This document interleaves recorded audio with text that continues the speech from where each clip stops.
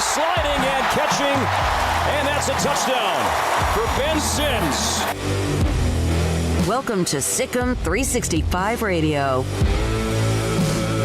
As Levy checks in as the tailback next to Jurkovec, third down, and it is Jurkovec on the run. Welcome back, Phil Jurkovec.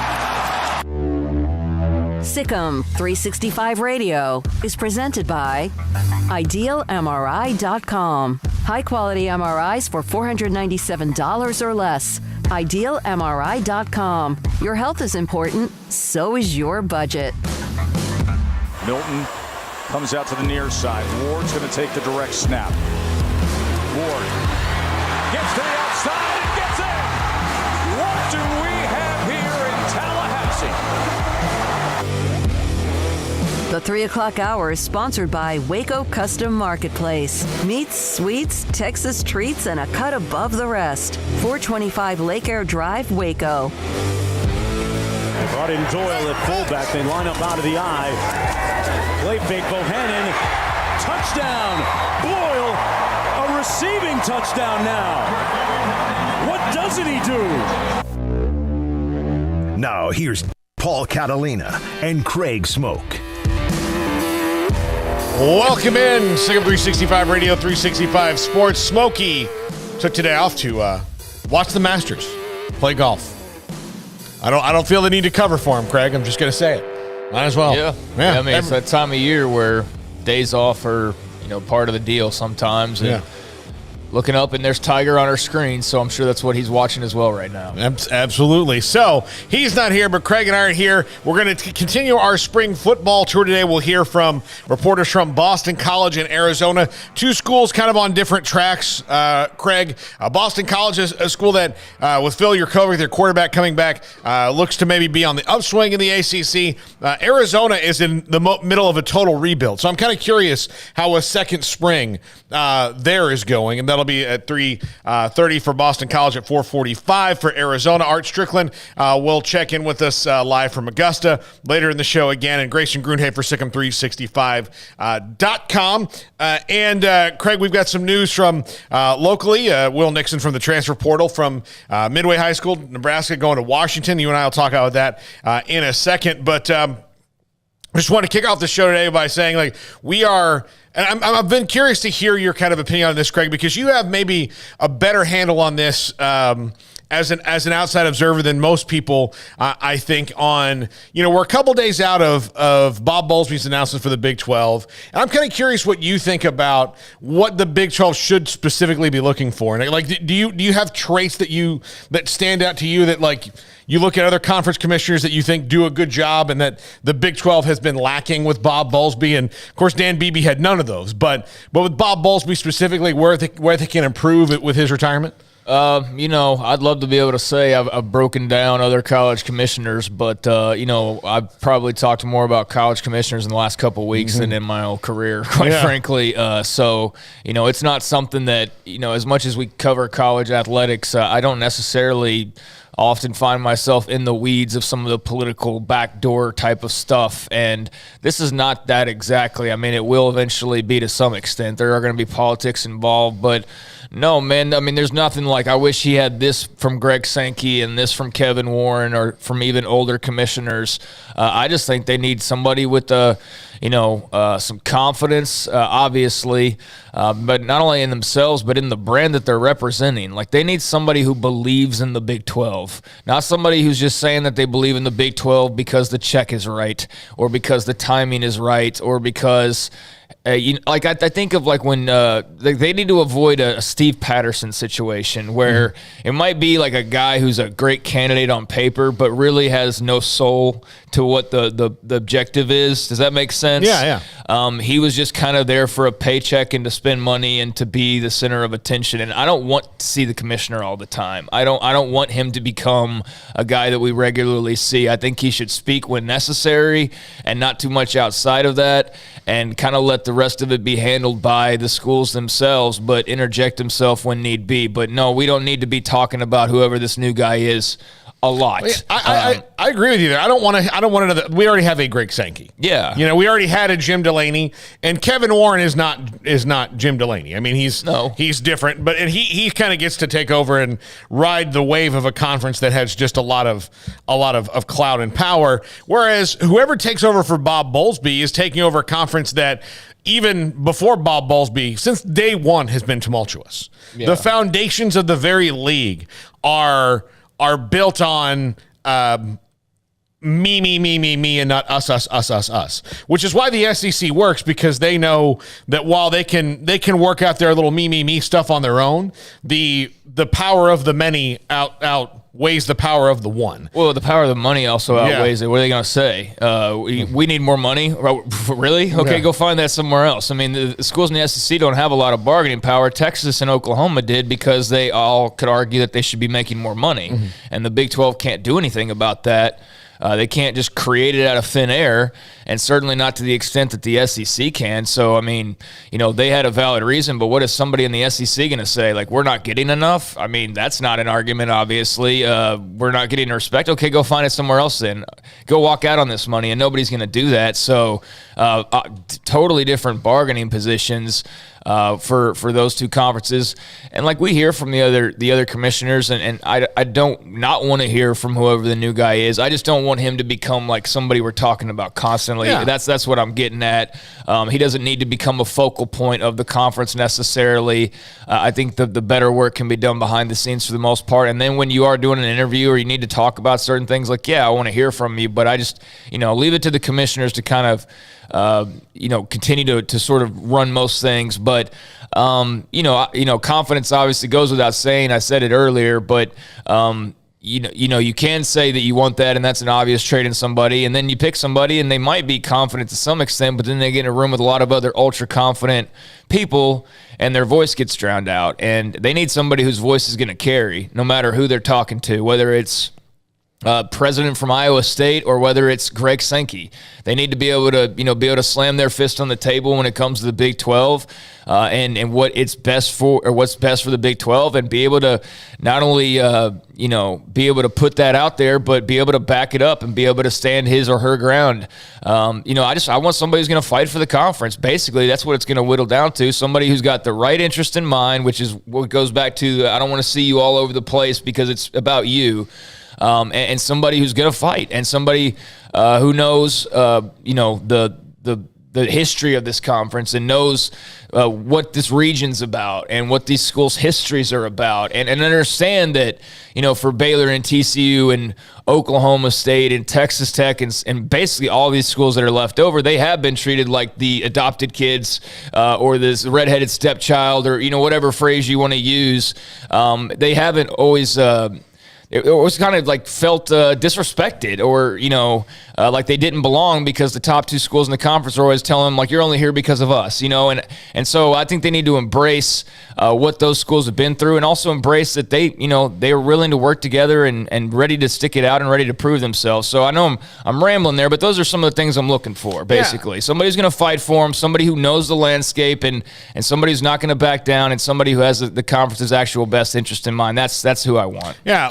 What I think one of Bob Bowlesby's strong suits was that we really found out when it came down to the new 12-team playoff proposal is that, and he didn't get credit for this as much, and it's because, look, his job is to advocate for the Big 12. I mean, that's what his job is. His number one thing is to advocate for the Big 12, but also not to do that at the expense of the greater good of college football, because he had the greater good of college football in college athletics at the heart of everything he was doing, but particularly college football, since that drives everything. And he's a man who believes that college football is better when it's inclusive and not when it's some kind of, Dubai resort that only billionaires can go to, which is what certain parties want it to be. Well, we've seen soccer try to pull it off. We've seen golf try and go that direction, right? With old Phil Mickelson trying to do their whole Super League thing. And, when the expansion first started, there were those rumblings, what's this whole alliance thing about? And it turns out it's about a whole lot of nothing, really. It's about lobbying. It's about voting and lobbying and boring political stuff that I know it matters. It's just I just hate politics, and so that's not really of interest to me. Although I know it does have some, power to it. It's just not what it was marketed as. But if you were a mind, and that's the other thing about the greater good of college football, is I want a commissioner who is going to be morally conflicted if he walks up on stage knowing that what he's about to say is not going to make the fans happy. It's not going to be good for them. When last year the three commissioners, Jim Phillips, George Kliavkoff, and Kevin Warren, and I think Kevin Warren knew this more than anyone else, and the other two might have suspected it, that the Big Ten never had any intention of scheduling the ACC and Pac-12 teams. Yep. It was not that, but when they got up and said, hey, we've got this alliance together and it's going to be about scheduling and all this, it was basically to maybe slow the Big 12's roll when it came to maybe calling some teams that might be on the fringe of happiness where they are, especially some of those teams in the Pac-12.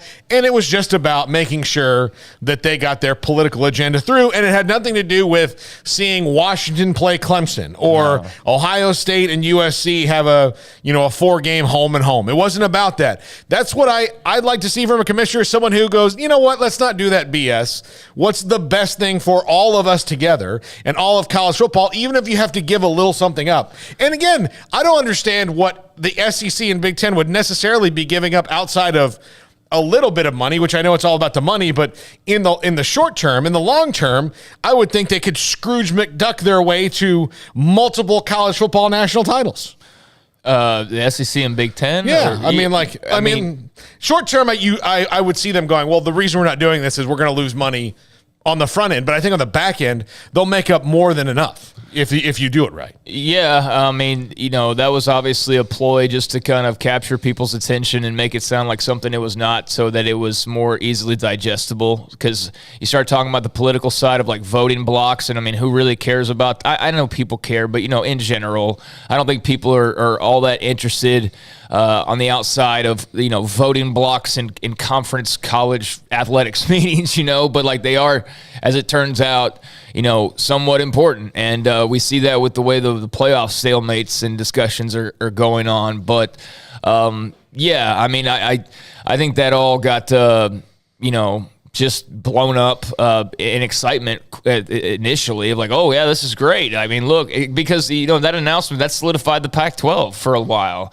The Big Ten didn't need solidifying, but it did sort of solidify the Pac-12, because the Pac-12 was one that was dangling out there like the Big 12, not as injured with top programs leaving, but there sure was a lot of scuttlebutt, and sure enough, they were scurrying right after that to be a part of this alliance. So it's clear there's some leaks coming through their roof a little bit that they felt they were able to patch up with that thing, and then the Big 12 was left to flounder and ultimately was able to find a life raft. But I think everybody's looking out for their best interest, and that will need to be the case for the Big 12 commissioner as well. But I do think they should have their minds on also what is the best for college football. I don't know how many people really have that in mind right now. So that would be a nice trait. I don't know how far it would take you, because it is a world where I don't think that's the case for most. I think everybody's about themselves. So that's why I worry a little bit about college football, because it kind of depends on what audience you're talking to. There's one audience that they hear idea of college football in 10 years is going to be 2 conferences playing NFL style, and some people think that's great, and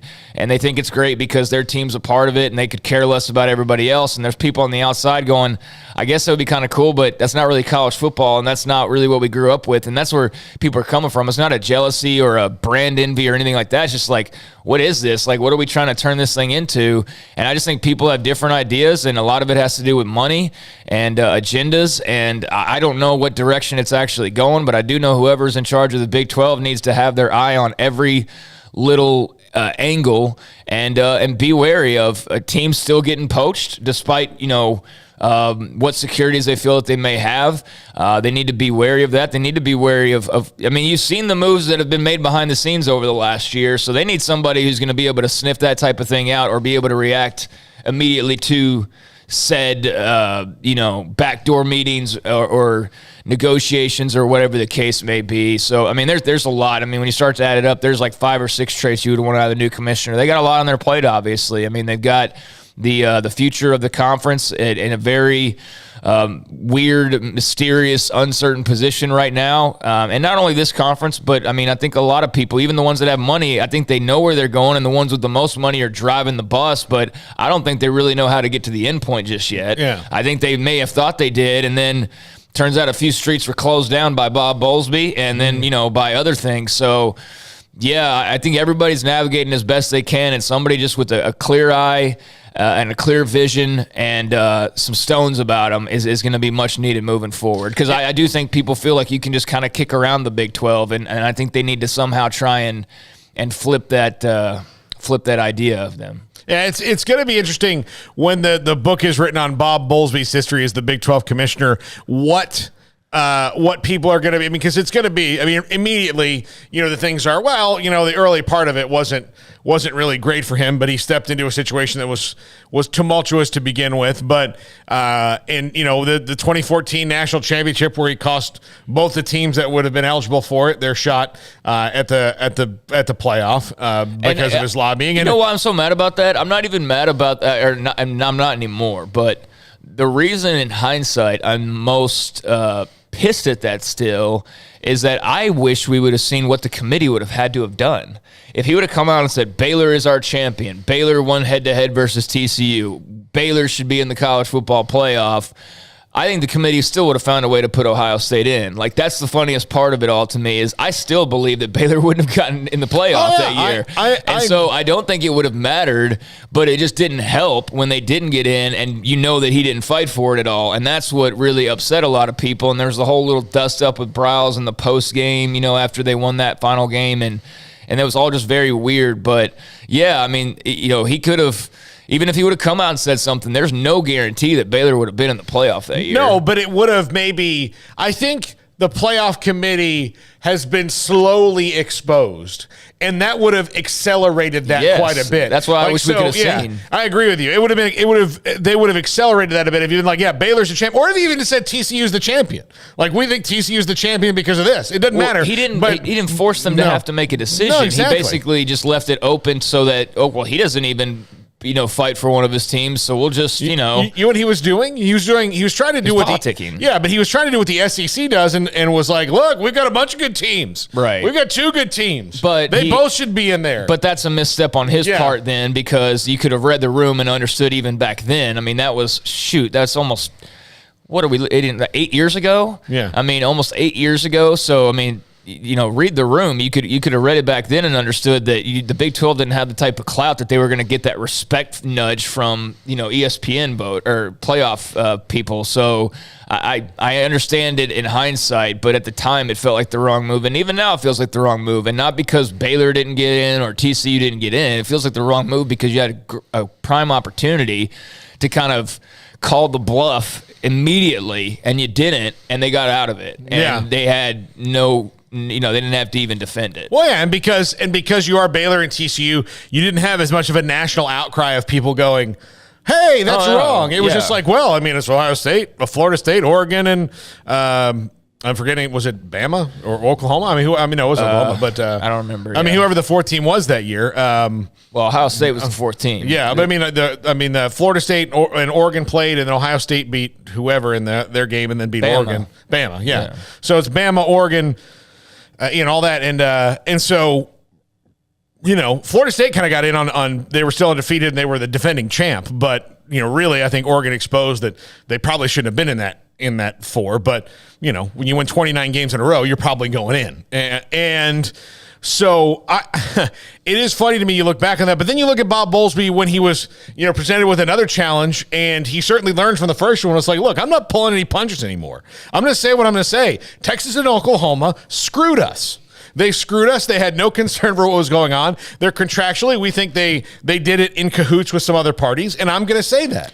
And that ultimately staved off a lot of destruction in college football, at least in the short term. I mean, it may wind up happening one day, but at least in the short term, it staved off a lot of destruction. I give him partial credit for that, man, because he came out, with the shoddy and was like not afraid to fire it off, but that was in response and that was in panic mode. That wasn't from the outset of like, oh, I'm hearing rumblings about this.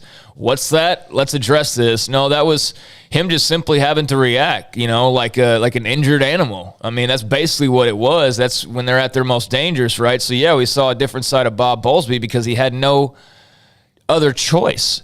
I mean, it was sit on your hands and just be the clown that everybody's pointing and laughing at because the conference is falling apart and you were none the wiser the entire time while you're shaking hands with Chris Del Conte and Joe Castiglione, and they're sitting there 5 minutes later behind your back around the corner, speculating about this entire other move that's going to maybe break down your entire conference and your job and the livelihood of other schools, while they're all none the smarter about it. And he did look like a fool there for a moment, but I guess in theory he could have just taken his lumps and just walked away like a sad clown or something. But, he did the only other option that he had, which was fight back and get angry about it. And I just kind of wish we would have seen more of that. I wish we would have seen that during the Baylor TCU thing.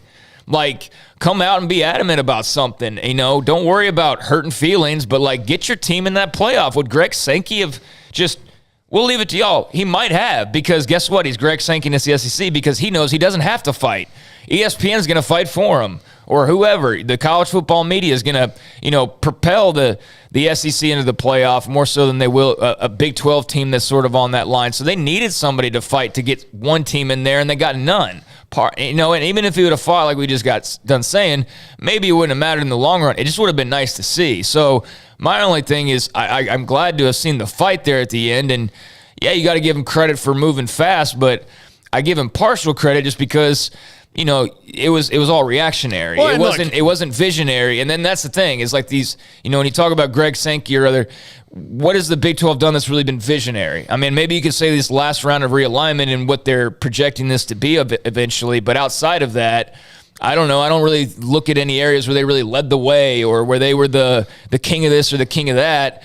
And that's what they need more of, actually. They need more of a visionary this time around. And they're not going to probably find a Greg Sankey who's going to be able to, or any other people that were involved along the way and making the SEC what it was or the Big Ten what it was. But, I do think there is room to be a lot better than you are moving forward. And I do think the right person with the right mindset and the right vision and going back to qualities needed, like somebody who does have some idea of the media landscape and what that looks like, that would be another trait I would add in there. But that's what they need. They need somebody with the vision. They need somebody who knows the brand and knows how to take it to another level because it's kind of been sitting in neutral for a while now. And there's been times where you could have kicked it out of neutral and really hit the gas. And for one reason or another, you never did, either because you didn't have the vision to or the guts to or whatever it is. But they need that guy who has those pieces or that gal that has those pieces. Well, and look, they anytime there probably would have been a visionary thing if it was not in the best interest of Texas and Oklahoma, it wasn't going to happen. Yeah, and that's a lot of it. And they need a commissioner who was going and look, Bob Bowlesby for whatever reason could not say, listen, you two have to sit down and shut up, and we're going forward this way. Like he couldn't do it, and the rest of the conference also is guilty of that as well. Because when you've got 8 other teams, you could say, listen, guys, no, we're not doing it that way. We're doing it this way. But because of what eventually happened, they were just so scared of the eventuality of losing them, and you had it anyway. And like maybe had you kind of forced Texas and Oklahoma to agree to some innovation, you wouldn't be in this spot. But again, I think that's probably asking too much. No, and that's fair to bring up, and that's a lot of why maybe certain things didn't happen when they could have happened was because the voting, power was more in, or OU and Texas were basically there to be the ones to always cancel it out or turn it in their direction or just not allow it to happen. I don't know because there's so many things over the years, but that is one benefit of this new conference is it doesn't feel like there's tiers. It feels like everybody's pretty much on that same level, entirely. And even if you're not maybe at the top of your game right now in football, like a Kansas, well, look what you're doing in basketball. Like I think this is a very well balanced out, evened out conference that can garner a lot of respect, and I think it should be able to operate on a much better level without having the two big money cats in the corner.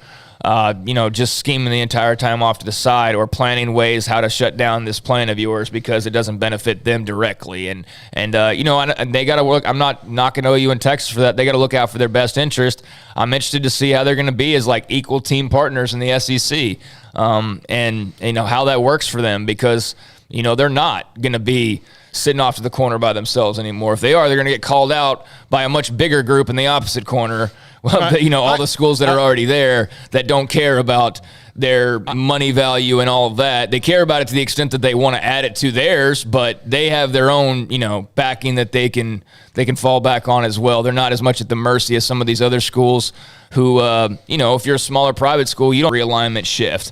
But if you're a current SEC team, you're set, you're good. So you have a little bit more room to probably shout them down when the time comes. But it's going to be a different look for them in that regard, and it's going to be a much different feel, I'm sure, in Big 12 meetings. So I am looking forward to more of an equal room, but I also know that comes with the drawback of, less TV or less ratings or whatever because those brands aren't as strong. So somebody who knows how to elevate brands and take a Baylor or a TCU or a Tech or a UCF or whoever and not look at them as the little brand or they're not this or they're not that. No, push them forward into becoming that. Like, create new brands. Like, break up this blue blood BS where there's been no new members of the club outside of like one or two in like 50 years, that have been added. I mean, that country club's never going to be broken up, but man, go build your own and make it fun and make it cool, make it unique. And it doesn't have to be like the other one. It could be,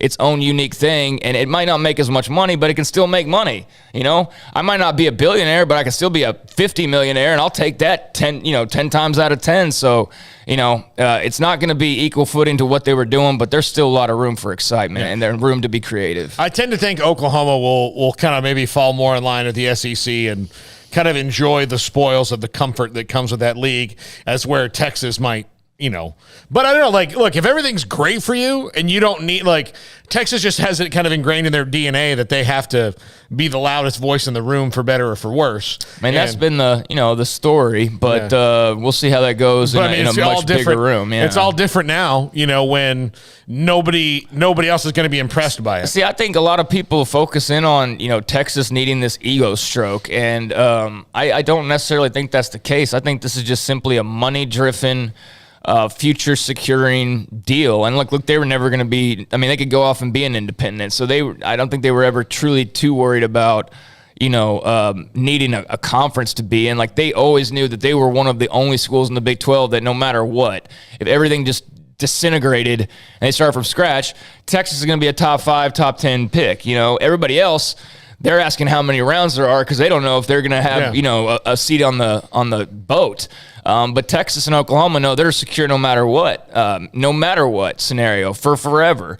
And so I think this was just about wanting to be in a conference where they feel like they are that distinguished brand amongst other distinguished brands, whereas it sort of feels like they were in a brand, and maybe Oklahoma was on their level, but they were above everybody else. And that arrogance I don't like, and I've never liked, and that's always been my biggest my biggest, I think, thing that I dislike about Texas, really, that's where it all stems from, is just that sort of arrogance factor. That's all. It's just, it conflicts with my personality. And some people embrace it and love to be even more brash and arrogant. And, it's not for me, but they're going to be in a room with a lot of people who are on their level, or who they feel are on their level, and they're not going to be looking their noses down. So that will be interesting. And I think it will also be beneficial for the Big 12 to actually look around the room, and instead of having to look up when you cross two different people, all 10, 12, 14 are, seeing eye to eye. And that'll be different for the Big 12 too, and that should be beneficial this time around. And look, joining the SEC could have been the tipping point for the ego, where it's like, well, this has only gotten us so far, and, gotta secure the future. And again, they did something that financially everybody and their mother would have done, Yeah, no, I mean, it made sense for the brand and for the money. Like, I mean, that was what it was all about. It wasn't about winning championships and doing, it was all about. It never is. It was about NIL opportunities. It was about, TV gobs and gobs and gobs of ungodly money. And it was about, big matchups and those things. It wasn't, that's what it was all about. Look, if it was about winning conference championships, Vanderbilt would have left a long time ago. Right, exactly, and found somewhere where they can win. Okay, when we come back, we are going to talk, and it's not something we do often, but we're going to talk Boston College and their spring, because they're a team on the rise in the ACC. So if you got Boston College questions in the chat, shoot them our way. But Phil Jurkovec, one of the best quarterbacks in the country, plays in Chestnut Hill. Interesting to see if they can continue their rise in the ACC. This is Sikkim 365 Radio, 365 Sports. It's Ram Truck Month at Allen Samuels. The new 2022 Ram 1500 Lone Star Crew Cab has all the quality for work or play. Impressive towing capabilities, heavy-duty payload capacity, smooth ride, and an interior design is why Ram is the first truck ever to win #1 overall in initial quality according to J.D. Power. When looking for a truck that can do it all, come see the possibilities. First responders get a $500 discount. Shop Allen Samuels, DCJ.com, or come in and see the huge selection of brand new cars and trucks. Come by. Let's be friends. Boots add protection. Good boots help you climb better and move forward faster. And when your son or daughter steps into the boots of a U.S. Army officer, they also learn how to lead. In these boots, they'll gain more confidence with expert training in one of more than 150 occupational specialties. In these boots, they'll stand a little taller and lead a team with diverse backgrounds and areas of expertise to successfully accomplish whatever challenge comes next. In these boots, they'll earn respect with valuable experience from day one that will give them solid footing for success into the future. Highly qualified candidates who earn a spot on our team can receive comprehensive health care coverage, college tuition assistance, and a bonus of up to $40,000. See all the things your son or daughter can achieve in our boots at GoArmy.com. U.S. Army Waco Recruiting Company, 254-598-8131 or 254-776-1543.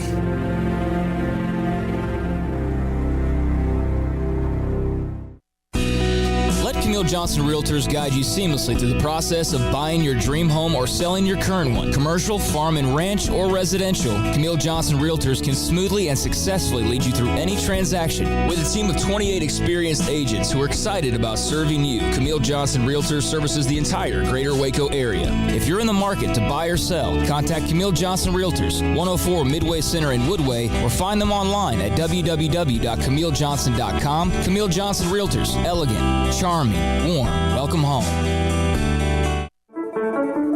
One size fits all. That may be all right for an adjustable belt or cheap sunglasses, but when it comes to your financial needs, no one wants a one-size-fits-all strategy. Cam Heathcott, your Edward Jones financial advisor, knows that his most important goals are yours. That's why he takes the time to understand your needs, knowing you. That's how Edward Jones makes sense of investing. Cam Heathcott, covering Conroe and Houston, 936-756-7717 or cam.heathcott@edwardjones.com. Edward Jones, member SIPC. There are 26 letters in the alphabet, over 600,000 words in the dictionary, and just 3 of them said together can change everything. Let's order pizza. Those 3 words lead to dough made from scratch and 3 fresh signature cheeses that blanket golden crust in a heavenly melt on Marco's Pizza that'll blow your mind. So visit Marcos.com to order and stop by Marco's Pizza in Belmead, China Spring, Woodway, and soon to open in Robinson. Marco's. Pizza lovers get it.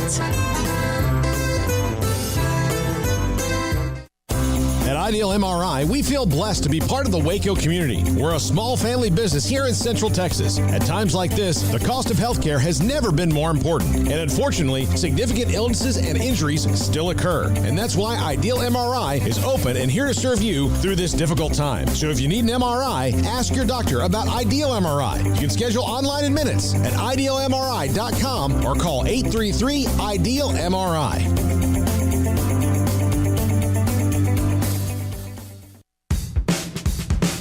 This is Sikkim 365 Radio. Text us at 254-339-1122. The Sikkim 365 Radio text line is sponsored by Riverbend Liquor and Wine, with the most extensive variety of craft beer in Waco. A hidden gem on Lakeshore Drive and 19th Street. Welcome back in, Sikkim 365 Radio 365 Sports. Andy Backstrom, EagleAction.com, part of the Rivals.com network, joins us now. And Andy, thanks so much for being on the show. Boston College saw a nice little uptick last year. Part of that is they've got a really good quarterback, an exciting player in Phil Yurkovich, who's back again for another season. Do you think this is a Boston College team, given the fact that outside of Clemson, and they were even down a little bit last year, that the ACC is as wide open as it's ever been? Thanks for having me on, Paul. Yeah, I mean, the ACC is definitely interesting. The perception is that it's declined in terms of talent and competition in regard to the college football playoff. I think last year was BC's best shot to contend for an Atlantic title. I think people forget about Wake Forest. They're bringing back a lot of talent, too. I think Wake, BC, and Clemson are definitely some of the teams you think about. But FSU is kind of back on the rise. It's a sleeping giant, but I think they could be in play as well. BC's got a tough schedule to play, but I think they'll be in that conversation for sure. So, Andy, does it kind of start as far as the offseason hype with Yurkovich and just what he was able to do last year and what he could potentially be able to do this season? So, yeah, it's interesting because people didn't even think he was going to be around this year because they thought he played so well last year that he'd go to the NFL draft, given that it's a weaker class for quarterbacks. What ended up happening was that in week 2, he suffered a season-threatening injury. It was actually non-contact, fell on his throwing hand, ended up hurting his wrist and was out for 6 games. Ended up coming back for the final 4 games. Just wasn't 100%. Had some good moments, had some bad moments. That grip strength wasn't 100%. Now he's back again, and the hype is that he could be, BC's best prospect since Matt Ryan. So obviously, the intangibles are there. He's 6'5", 230. He can move well. Kind of a dual threat guy in high school. Developed more as a pocket passer. In college, very mobile. So that's definitely where the hype starts. Then also he's got a wide receiver in Zay Flowers, who's probably going to be BC's first wideout drafted since 1987. So this is a guy who's very dynamic, almost kind of like Deebo Samuel in the sense of you want to get him the ball every play. That's just how important he is to Boston College. He can run with it. He can catch it. He's a downfield threat, but he also can make moves at the line of scrimmage in space. What do you think will be kind of the swing moment for them, whether we know they're a real contender or not? How early in the season do you think that comes? I think we'll know very early. And unlike last year, I mean, they played a cakewalk schedule to start last season. They started 4-0. They went to Death Valley. Then they lost 4 straight games in ACC play. This year, on the other hand, they started Rutgers, they host Rutgers. And Rutgers is not going to be a pushover like they have been for much of the last decade. And then they go to Virginia Tech. They play in Blacksburg, probably a night game. You're going to learn quickly. A couple weeks later, they play against FSU in Tallahassee. Those are 2 tough road environments. I think we'll know 4 weeks in what kind of Boston College team we have. So that when Clemson comes on October 8th, we'll have a picture of whether or not that's actually going to have any stake for the Atlantic Division. Andy, I got to go back. First receiver drafted since 1987. That's correct. Yeah, I just looked. Kelvin Martin, drafted by the Dallas Cowboys. How in the world did they not have a receiver, like a single guy drafted since 1987? It's interesting because the last couple of years, they've actually had some guys that have been in the NFL. Jeff Smith, the guy at the New York Jets, he kind of got a shot because he ran a sub 4.3 unofficial at BC's Pro Day, and he's kind of stuck around on the active roster / practice squad. Michael Walker was a guy who was with the Jags for a little bit. So they've had some guys in the NFL for a little bit here and there, mostly because of roster problems for those organizations. But they haven't had a guy drafted in decades. And it's mainly because BC has a reputation of running the football down your throat. Right. I mean, think about A.J. Dillon, Andre Williams, even other guys that are not as big names, John Hillman, guys that just can pound it down your throat. And O-line U is another reputation that BC has, producing big O-linemen that will just block for you up front. So passing is kind of something that's come back into the fold with Jurkovec, and it's something that they're planning to incorporate a lot this year with the new offense coordinator, John McNulty. Do you think that they have some coaching staff continuity, and for the first time in a while, it felt like they were kind of making reactionary hires for a while there at BC? So, yeah, I mean, they had some changeover this year because the offensive coordinator, Frank Signetti Jr., ended up going to Pitt, which is a hometown school for him. He's from Pittsburgh. And so he's there now. So they brought in a new offensive coordinator and 3 new position coaches. So there is more change staff-wise this year than there was last year. But it's actually a welcome change because the assistants that they did lose ended up with NFL teams.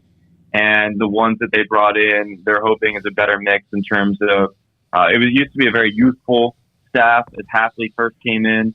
Now there's a little bit more of experience mixing in with that youth, and they're hoping that's a better blend, especially for the offense. So John McNulty, the new OC, he's been around the block a few times. What is it about him, or what's kind of the message been as far as what he's looking to do? Having a great wide receiver, a great quarterback to work with. What are you kind of expecting out of the Eagles offense? Yeah, so BC is going to move away from a pro-style offense. That's what they had with Frank Signetti. It's going to be a little bit more like the college game. You're going to have the RPOs, quick passing, getting the ball to playmakers in space, probably going to swing some running backs outside. McNulty's coming from Notre Dame. He was the tight ends coach there for a few years. He's been around the block, as you said, but most recently in Notre Dame. And he said he really liked what Tommy Rees is doing there in terms of just kind of playing positionless on offense, just getting your guys, whether it was last year switching Chris Tyree to more of like a wide receiver than a running back. And he's really interested in doing that at BC too. So they've got some guys that might typically run up at running back. You'll see out wide. I think it's going to be a lot of personnel packages, mostly 12 with 2 tight ends, probably some 11, and even some 13 with some 3 tight end sets. So it's going to be interesting what they do, but definitely more college-like. Probably getting the ball quicker. Problem with the offense the last couple of years was pro style, and it took a while for plays and progressions to develop. So it was kind of hit or miss. Sometimes they hit on the deep ball, but other times Jurkovec was kind of swarmed because no matter how well they protected up front, the plays were taking too long to develop. Andy Backstrom, EagleAction.com, part of the Rivals.com network, here with us on Sikkim 365 Radio, 365 Sports. Andy, great stuff. Enjoy the spring. Do they do a game, or is it more of a scrimmage?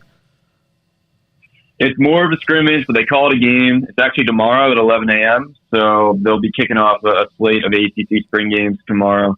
First time it's open to the public since 2019 because of the pandemic. So it'll be good to have some energy in there. And look forward to the 2022 season. All right, Andy, absolutely. We're going to have you back as the season progresses and things go on. Thank you so much for hopping on the show today. Appreciate it. Nice to talk to you for the first time. Nice to meet you. Welcome to the family, so to speak. Thank you. Thanks, Paul. Thanks for having me on. Right. Have a good one. All right. Andy Backstrom with us talking BC. And then we're going to try to do as many of those as we can and kind of get the perspective from around the country because we have people watching from around the country. BC is interesting to me.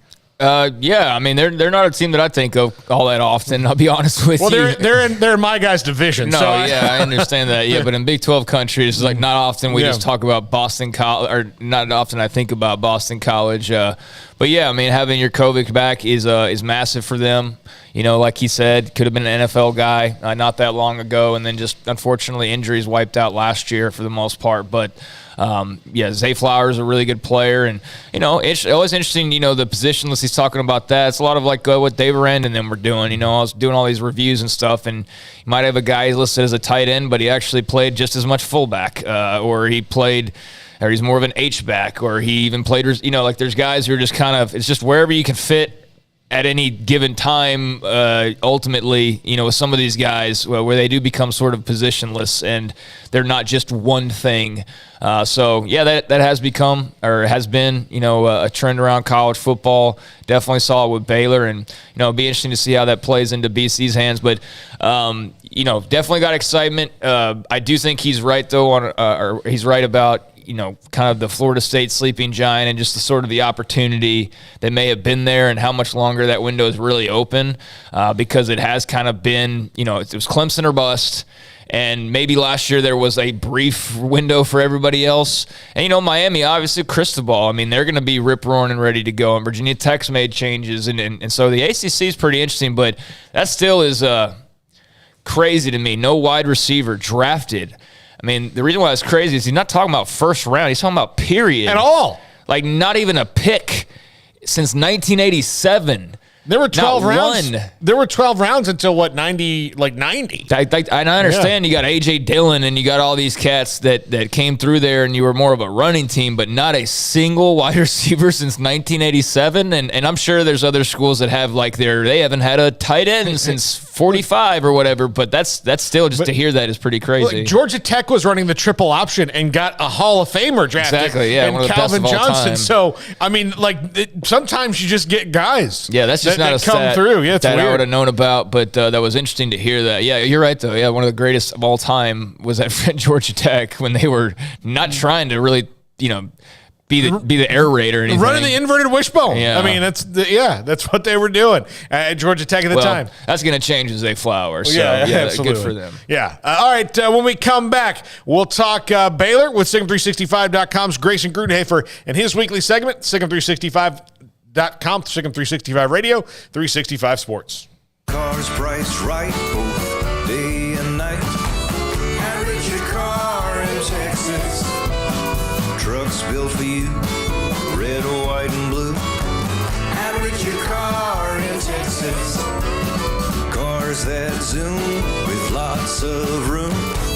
Average your car in Texas. Count on us, a dealer to trust. Average your car in Waco, Texas. Did you know that 1 out of every 4 men have symptomatic low levels of testosterone and don't even know it? And if you think you're too young to worry about it, guess again. Low T levels can make you feel tired and grumpy, cause weight gain, and wreak havoc on your sexual desire and performance. Petty Clinic Low T can set up same-day blood screening and results, so if you're tired of being tired, I challenge you to man up and Google search Low T Waco or go online pettycliniclowt.com. It's a private clinic with an atmosphere catering to men. Affordable, only $150 a month, includes lab work, office consultation, testosterone injections, follow-up visits compared to $395 a month in Dallas or Austin, and you don't have to fight the traffic. Petty Clinic Low T as board-certified physician consultations will provide the best form of brand-strength testosterone available. Contact Petty Clinic Low T today, just off Highway 84 and Old Hewitt Drive in Woodway. Petty Clinic Low T, helping men become the high-performance men they deserve to be. PettyClinicLowT.com or Google search Low T Waco. In the market for a quality metal building? Since 1943, Pioneer Steel and Pipe has helped Central Texas residential and commercial customers with metal building design, panel options, building components, and trim options. Pioneer Steel and Pipe's residential line is energy efficient, offers low maintenance, reduces insurance payments, is impact resistant, and carries up to a 45-year limited warranty. In addition, they can also help you find a metal building contractor for your project. Pioneer Steel and Pipe with locations in Waco and Bryan and at pioneersboys.com.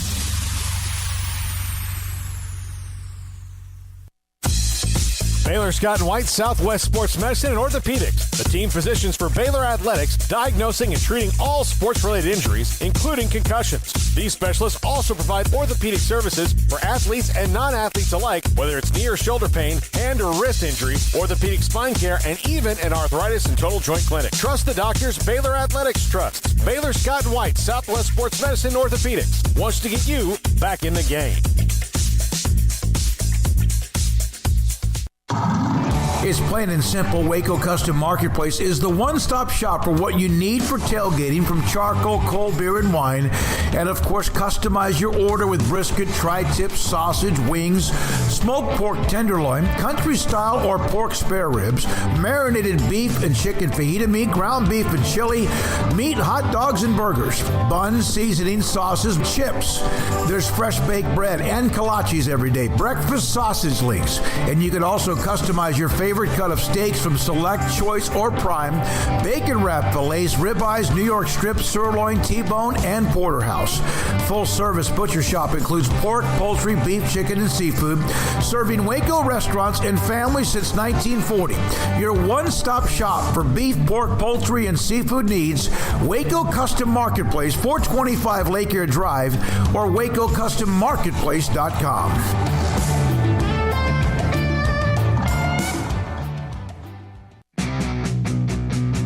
Welcome back to Sikkim 365 Radio. It's time for our weekly segment with Grayson Grundhafer of Sikkim365.com. Brought to you by Pioneer Steel and Pipe, where customer service is their main focus, and best in metal, steel, and pipe for large or small projects, with 2 locations in Waco and Bryan.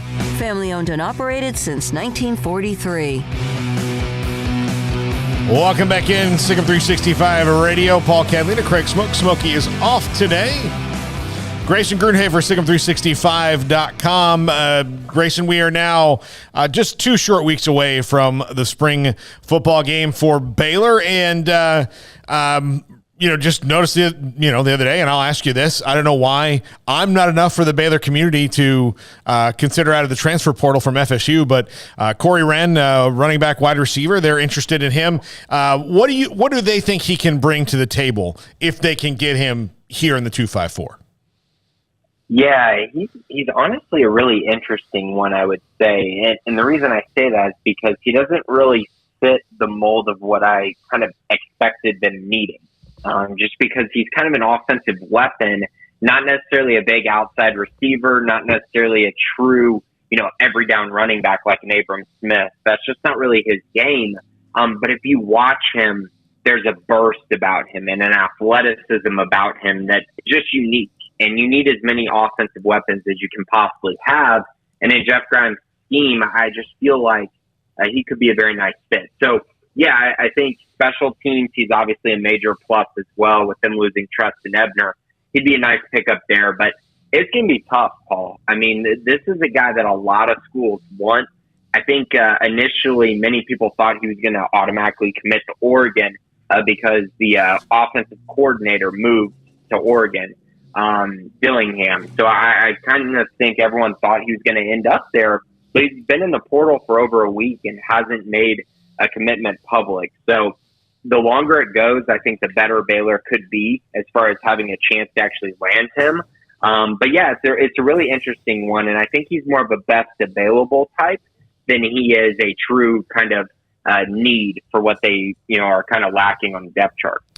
Well, Grayson, we do know one transfer they did get. That was Josh White last weekend. You helped to break that. I know that when Smokey talked to Dave Aranda, the clearinghouse stuff was still going through, so Aranda hadn't been able to talk about him specifically just yet. But what kind of a reaction did you kind of gather from the staff in terms of the addition of Josh White? And have you been able to, get any more clarity, or do you have a better idea of just kind of what they are working with potentially as far as open spots in the transfer portal? Yeah, so I guess the first part of that is kind of just Josh White in general. So I think if you kind of look at their roster, it was looking like they were going to move Matt Jones to the will linebacker spot. And while Matt can play that, I think most people feel his best position is still that jack linebacker spot. And I also think Mike linebacker actually fits him better as well, but obviously Dylan Doyle is there playing that position currently. So I think this was kind of a no-brainer. You have Dylan Doyle, a guy who is not the most athletic guy you're ever going to see, but his instincts and, the way that he plays the game and his toughness really makes up for that. But to have an elite athlete next to him is something that is really, really special and can make this defense even better. Because Trevor Bernard, while fast, we saw that 4.6, 4.40, sub 4.640, very fast. Josh White is another level of that. I think Josh White probably will run sub 4.5 at 225 pounds. And because of that, now you have more athleticism on the field. And so I think that excitement is big, but also the fact that Matt Jones can play jack while also being the backup Will and Mike linebacker provides more depth at the position, a position that they really have a lot of young guys at. So I think this was a no-brainer. Josh White was a top 150 prospect in the 2020 class, a guy who has just this amazing relationship with Dave Aranda. Like the notes that I've posted online, I mean, these two they've been connected since the moment he committed to LSU and signed with LSU. And it just has kept staying that way. And when he visited Baylor and got to talk to Dave Aranda, it became a no-brainer for him. He committed on the spot, Dave Aranda jumping up and down, which is something that, none of us really see a lot. I mean, just the smile, how excited he was. I think it really made Josh go, man, they really want me. And I think Dave definitely made him feel that way. And Josh trusts Dave. And that's a big part of this decision as well. So it's a great pickup culturally. The guy's an absolute monster. I don't think he'll be at Baylor for more than 2 years. I think he's an NFL guy based on the film and everything I've seen. I really think he's going to be a great player at Baylor. Now, as far as the other side of that, the transfer portal side and how many spots they may have, I still think it's fluctuating a little bit because they still have spring football that they're going to go through. They might have more attrition on the roster. And then on the other hand, other schools are having that same problem. So I would say it's still too early to gauge how many spots they have. But what I do know is they have room to add guys. And if the right guys enter the portal, then they will definitely be aggressive and go after them. Do you get a feeling on spots that they will, or is that something like, we know that they don't have a real clear picture of what the wide receiver lineup is going to be like? Is that one of those things that could be after spring football where you're like, well, they don't like X position. Let's go see what's in the portal right now. Well, guys, I mean, not only is that group young, it's banged up already. I mean, and that's part of having a young wide receiving group. I mean, they're losing numbers by the day, it seems, at the wide receiver position. So, honestly, that would not surprise me at all. If the right guy enters the portal, I think they definitely need to give it a look. I talked to Craig about this on the Bearcast, and I'm sure you can attest to this too, Paul. There's not been a single year, at least since I've been covering Baylor, where they didn't return at least one receiver who had production. Mm-hmm. And I mean real production, not 200 yards receiving. And this group has just like none of that. Outside of Ben Sims, who's a tight end, there's just not a lot there. And so it's kind of hard for me to imagine that they go into the season feeling okay with the group.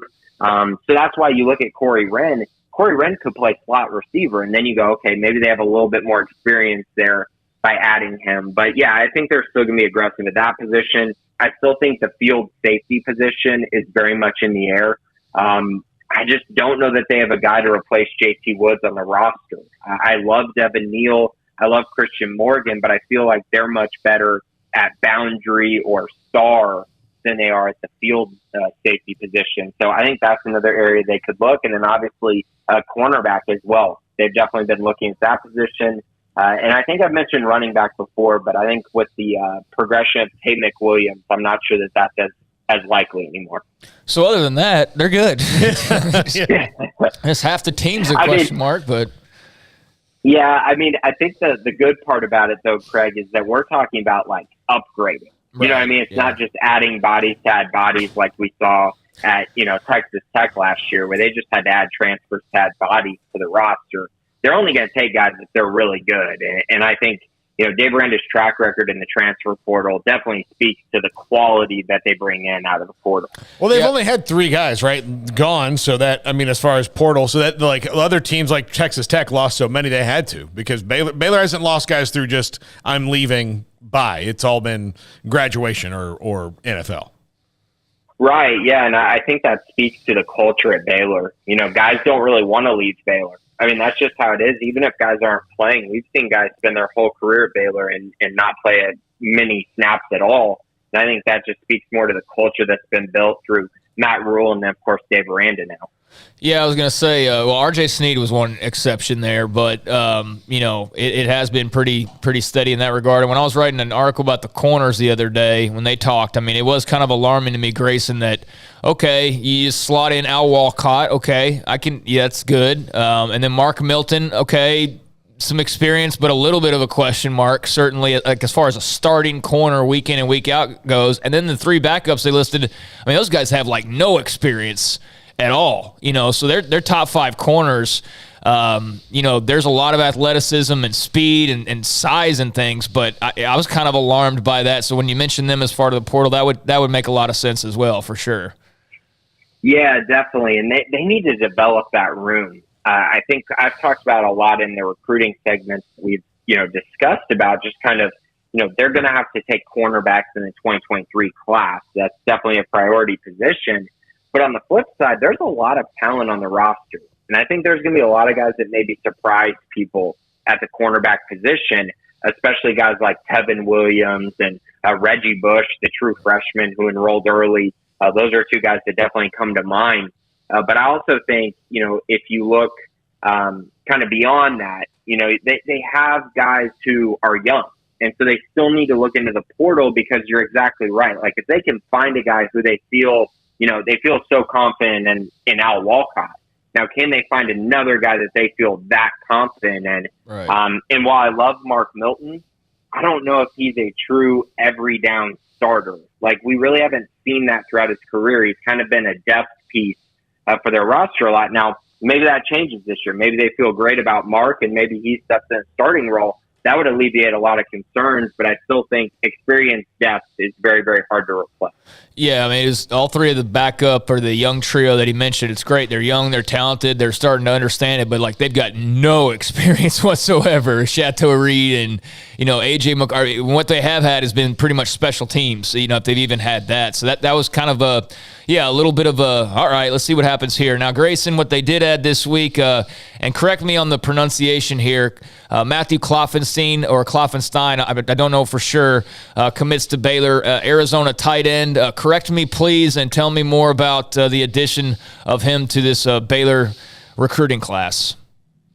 Yeah, so it's Matthew Kloffenstein okay. out of Horizon. So he's an Arizona guy out of Scottsdale, and it's really interesting. Baylor hasn't had a lot of guys out of Arizona. The last guy I can think of is Drew Dixon, who wasn't even on scholarship. He was a walk-on who was at Air Force and then came over to Baylor. They haven't had a ton of guys from Arizona on the roster, but Hawkins is a great guy. Really, really good dude. And just honestly, he visited March 24th and fell in love with Baylor. The Baylor staff really likes him. They feel like he kind of fits what they need at tight end, especially the receiving part.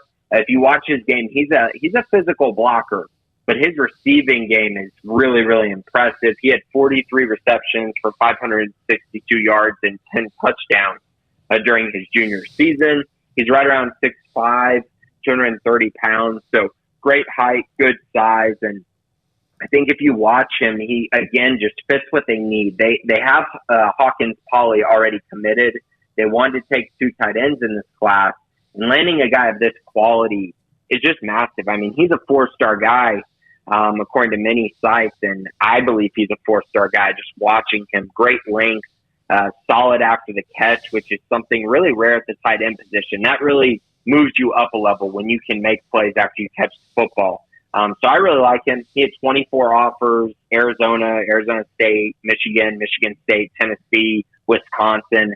Many offers. Really good player and a guy that I think helps take this Baylor recruiting class to another level. And they're 6th in the entire nation right now with 9 commits. So I think Baylor's doing a great job evaluating talent while also making sure that the players that they get to commit fit the culture perfectly. And that's how you set up success for the long run instead of just immediate success.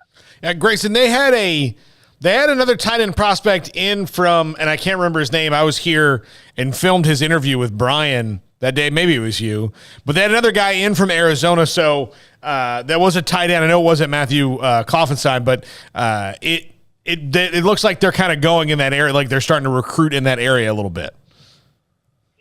Yeah, maybe. He was in the summer camp. He was one of the guys that, like, I remember the story his mother told. Was like, we were at the Notre Dame camp, and they called us, and we flew down here. So yeah, no. Yeah, I think I know who you're talking about. I don't even think he ended up getting an offer. But yes, they are looking towards Arizona. I will say Eric Mateos' influence in that Utah kind of west area is really interesting. He's done a really nice job recruiting. You'll see many Utah offers that would have never happened in the past under any coaching staff in the past that Mateos has been offering, and obviously doing a really nice job of that. I mean, they've been able to have some success in Utah, which is not really very common for Baylor to go out that way. And so same with Arizona. Obviously, George Maye is the commit that comes to mind from Utah. So yeah, they're really expanding their recruiting tree a little bit. And it's really interesting because they all fit the same mold culturally.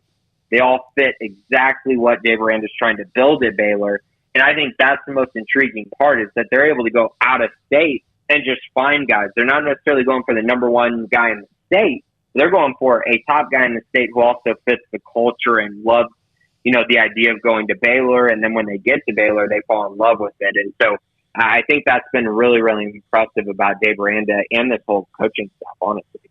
Grayson Grunhaver, SIGM365.com. Grayson, enjoy the weekend. We'll talk to you next week. Thanks, guys. Appreciate it.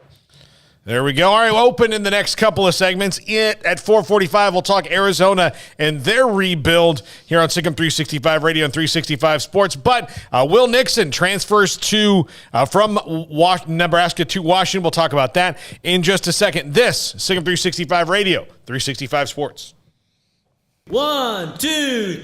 I'm in love with a man named Rudy. I'm okay with that. He knows exactly what I want. Keeps me coming back. Cooks breakfast, lunch, and dinner for me. Does the dishes too. I'm in love with a man named Rudy. Last name Barbecue. It sure is easy to fall in love with Rudy's tasty oak smoked barbecue. Next in line. From the first workout to the last practice, sports is an incredible challenge. Hi, this is Dan Ingham with the First National Bank of Central Texas, and we're proud to support each athlete, every parent, and our educators. From families, small businesses, to the biggest industry, we're here to help.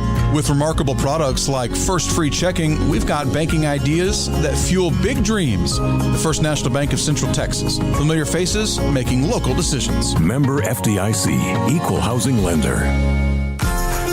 Automatic Chef Canteen is a full-service micro-market vending and office coffee provider with state-of-the-art vending equipment, a wide variety of products, and offering custom-fitted micro-market vending office coffee solutions for your employee break room.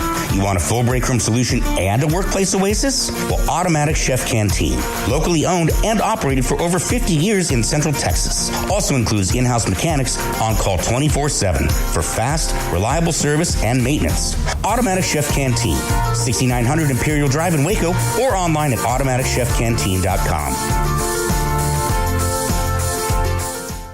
Do you or your kids get nervous about going to the dentist? Stonewood Dental, Dr. Steve Childress, he can help.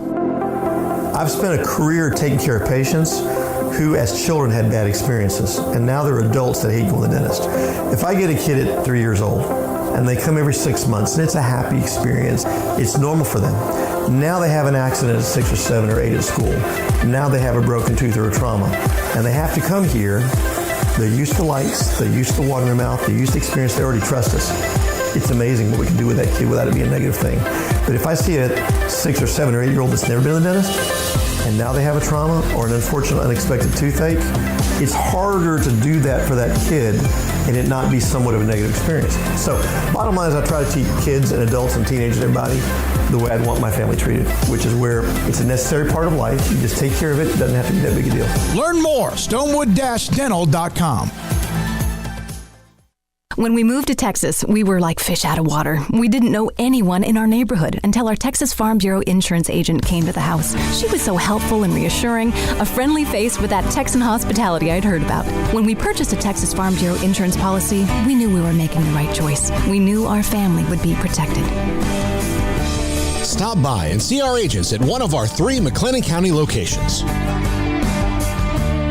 Coverage and discounts are subject to qualifications and policy terms and may vary by situation. Baylor University is where lights shine bright. So, let there be light. Let there be roommates and teammates, scholarship and championships. Let there be fresh starts and new traditions, fast friendships and lasting impacts. Let there be laughter. Let there be joy. Let there be light. Baylor University, where lights shine bright.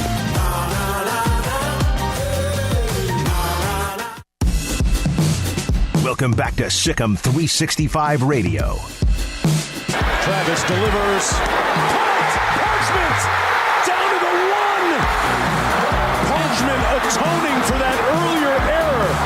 24 yards on the cusp of scoring. And would you look at that? When you need it the most, Jordan Travis steps up and he uses his arm on 4th and 14. The 4 o'clock hour is sponsored by Boozer's Jewelers, the wedding ring store, specializing in custom jewelry and repair, all in-house.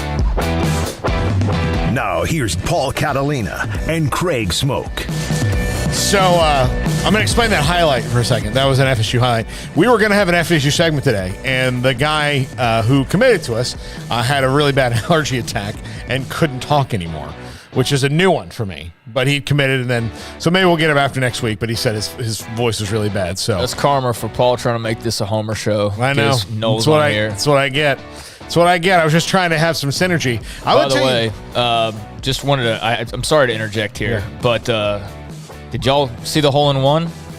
Oh, yeah, Stuart Sink? Yeah. Okay. Yeah, I've seen everybody going crazy on the timeline over that, and the fact that his son's on his. I guess his son's on the bag, and his son is also celebrating a birthday today. So think about that. Stuart Sink's got his son with him. It's his birthday, and he hits a hole-in-one at the Masters. That's pretty cool on 16. He needs a couple more to make the cut, but if you're not going to make the cut, might as well go out the door with that hole-in-one. I mean, everybody's fired up. Did you see the lady behind him that was just jumping up and down? Yeah. Just fired up. I mean, it's unbelievable. I saw Vijay Singh hit one at the Byron Nelson one year. And it was the weirdest thing I've maybe ever witnessed as a sports spectator, in that you have it, Armstrong. We'll play it here in a second. But I was with my friend Matt Crawford, who used to work at the radio station with me, and we were walking around the Byron Nelson and having a big old time there in Dallas. And Moose Johnston and his wife were sitting at the tent we were at getting a drink. And then Vijay Singh was playing, and we had stopped there because the massive crowd that was following Phil Mickelson was there. And so we were just like, hey, let's wait for this Phil crowd to go, and we'll see. And so then Vijay Singh gets up, hits a hole-in-one, and it was like me and Matt and Moose and Mrs. Moose that saw it, and no one else did because everyone was following Phil. Like if you told everybody else in the course, like, hey, Vijay just hit a hole-in-one on this Phil that Phil had a 4 on, no one cared because they were all, Phil was winking and gunning all the way down. But sure. Here is the video of Stuart Sink with the ace on 16 at Augusta National today. Sink.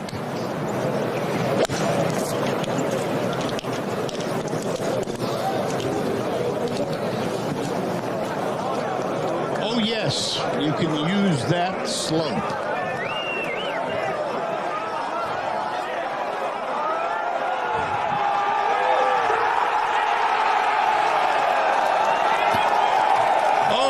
Yes, it might go in. That's something else right there. Yeah, it's pretty fun. Yeah, not a lot of moments like that in sports. That you go hole-in-one at the Masters. Now, only thing would be if there's title on the line. You're really gonna juice it up. But that's a special feeling, and I guess the son connection there. His son is his caddy on his birthday again. That's just a really cool. A piece of timing right there, but yeah, that had to feel good. That had to feel great, especially when you don't think. I love it. Like they don't realize, like, oh, we're just gonna go walk and walk and walk, and then oh, look, holy crap, it's in. Yeah. Tommy Fleetwood holed that 16 last year at the Masters, and there's always something wild and crazy that's going to happen. I will give a quick update on how we're all doing. Okay. I see Matsuyama there, but that might I don't see anybody else. So here's the deal. Armstrong has Gary Woodland, so he's out. Okay. I have Brooks Koepka, who's the favorite, and it's missed the cut, so I'm out. Smoky has two different guys who have missed the cut, Sam Burns and somebody else who I'm blanking on right now. You have Bryson DeChambeau, who is well on his way to missing the cut. So Rob Bolton is going to win this before the weekend. So that's how it's going for us there. So anyway, at 4:45, we'll talk Arizona, a team in the midst of a total top-down rebuild, and where they are in the second spring under Coach Fish and what's going on there in Tucson. But first, Craig, we know Will Nixon really well. His dad, Jeff Nixon, was the offensive coordinator at Baylor. He played at Midway. We did his games. He was fantastic and fun to watch. He committed to Nebraska, played there. He has 4 years of eligibility. He's just transferred to Washington. 5'11", 180, a tweener, a guy that you can kind of do a lot of things with. He can maybe fit in that positionless mold a little bit. But again, he's not a big guy. There's not a lot to Will Nixon. Very athletic. Didn't really make any waves at Nebraska, but now he's joining another Central Texan in Javion Sunday, who's in Washington, and he's going up to play for new coach Kalen DeBoer there for the Huskies. Thoughts on Nixon's move? I mean, good for him that he's getting an opportunity to, play still at a very high level. He's staying in the Power 5 and, at a brand like Washington. I think that's pretty cool. It's a beautiful part of the country I've never been to that is on my bucket list, so to speak, is to make it up there to the Northwest. But, beautiful place and, a program, obviously, that could use his help. And I'm curious to how much he can really provide that. I mean, to be perfectly honest, it's not even a size thing because Will's bigger than a lot of other guys that I've seen go off to play college and and they had success despite being a lot smaller than he is. He's not really small. He's not 6'1" and 225. He's okay size wise. But yeah, I don't know where he fits in. He's a running back. He's a wide receiver. I would assume that he's gonna probably be more of the slot guy. Like I guess it was what he was doing in Nebraska somewhat. He never really got traction there, so it's kind of hard to gauge what the plans were for him. I know he's a wide receiver, but to what extent they were going to expand that with him, I don't know. And he was injured throughout his Nebraska career, so we never really got to see him, other than a couple of times last year. We never really got to see him play all that much. So, a guy who's kind of coming in with a blank slate, I guess, in my opinion, and will have an opportunity to prove himself and get some playing time. I don't know if he will or not. I mean, just being perfectly honest with you, I don't know, but I love Will. As far as when I was able to get to know him a little bit, just covering Midway and all that, and seemed like a great young man. And his father was very cool and all that. So I'm wishing him the best. I mean, there's far worse landing spots in Washington when you hit in the transfer portal, that's for sure. But to what extent he can actually help them, I really don't know. I just got to see him stay healthy for a little while. Well, and they're not starting completely from scratch, but it's kind of a new day after the Jimmy Lake debacle they had there. Sure. And so Kalen DeBoer comes in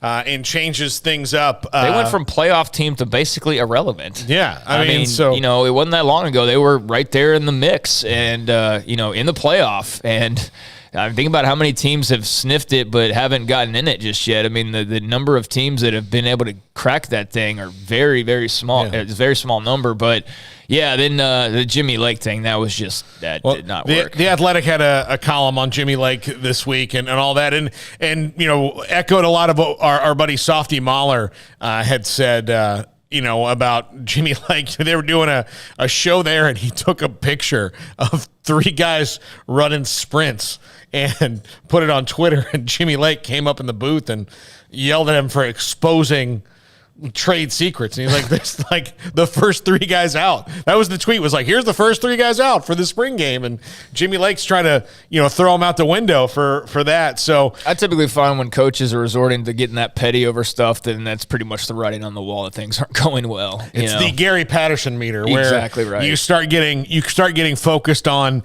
everything else that doesn't matter. And I could say even with Baylor and the problems they went through with Briles when all that was going on, there was never really any of that, to the point of, lashing out at the media and y'all can't say this, at least none that I can recall. They closed down practices for a while, we didn't get to be around, but there wasn't a, no, don't take a picture of a guy out on the practice field or we're going to yell at you kind of a thing, or the head coach is going to yell at you much less. I would get cagey about things and kind of go high school coach sometimes, but it was never what I would consider full-blown paranoia. No, there was. There was that rule. No, rule. No, and Aranda for sure not. And the other thing is with Aranda is the access is not going to be there so that anybody could. Right, exactly. It's so, and that's part of the plan. There, it's like, look, he's not going to flip out about anything. I don't think he's, it would take a lot to make him flip out, but he's one of those guys who doesn't, I don't think you told him like, hey, look at this guy said about you on Twitter. He's like, well, I don't know that guy. Who cares? I've actually been wanting to ask Dave Aranda what his thoughts are on social media. Yeah, I'm sure. And maybe tomorrow that will be the day that I do that. But I'm trying to think of how to phrase it to get a good answer. How here's how I would ask it. Is social media something, as a coach you have to have? How do you consider the best effective use of it? And then just let him go, because he'll probably tell you, he's not. Well, his use is, I think, 3 tweets since he was hired 2 years ago. So his use is very limited. And I've said before, I don't think he probably even knows his password. I'm not trying to discredit him, but I just don't think he probably cares. I think if you see a lot of those coaches that don't have 3 outward tweets, most of their stuff on Twitter is probably direct messages. Yeah. It's probably now you got to do the recruiting thing and keep up with all that. But it's probably direct messages to recruits and all that. Let's see. How many has he? Okay, no, it's more like 20-something, maybe. All spread out. Yeah, the only stuff I've ever really seen from him are, stuff that he probably didn't really write. It was just like, hey, it was the secretary. Here's an infographic. Go ahead and put that out. Kind of a thing. That's not his wheelhouse. And look, it's not. Here's the thing. I don't think you can win on social media anymore. I think Urban Meyer was kind of famous for early on in his tenure at Florida. He had old coaches all around him in that region who didn't know anything about it. Like really, like Bobby Bowden. Like, are you going to get Bobby Bowden on Twitter? Especially right at the beginning of Twitter? No. But, how do you get guys like the Pouncey twins and all that? You hit him up on Twitter, and he was doing that. And that's where he kind of started maybe getting his leg up on getting in the door where, the Ron Zook wasn't, and so. We see Lane Kiffin use it to an advantage in a way. But I don't think now, since everybody has access to it and knows how to use it for the most part. Does Nick Saban use Twitter? No. So it doesn't matter, and that's why you'll never see Nick Saban on the Gary Patterson scale. Gary Patterson went on Twitter, and what happened? He was already a guy who's kind of, hot-tempered, and then you get on Twitter. If you're already a guy who gets mad at little things, don't go on Twitter. Dear God. Twitter's all little things designed to make you mad. Right. So, that's, I think you should be able to, I'm all for people having access to everything, but you should have to pass a test before you go on social media of does this make you mad? Yeah, then just don't do it for your own safety. For your own sanity, don't fall down this rabbit hole. Just live your life. You're in the rabbit hole right now, ranting on Twitter. But I get it. Different strokes, different folks. Aranda's not one to really use it all that much, really is the point, and doesn't need to. He's got other guys to do that.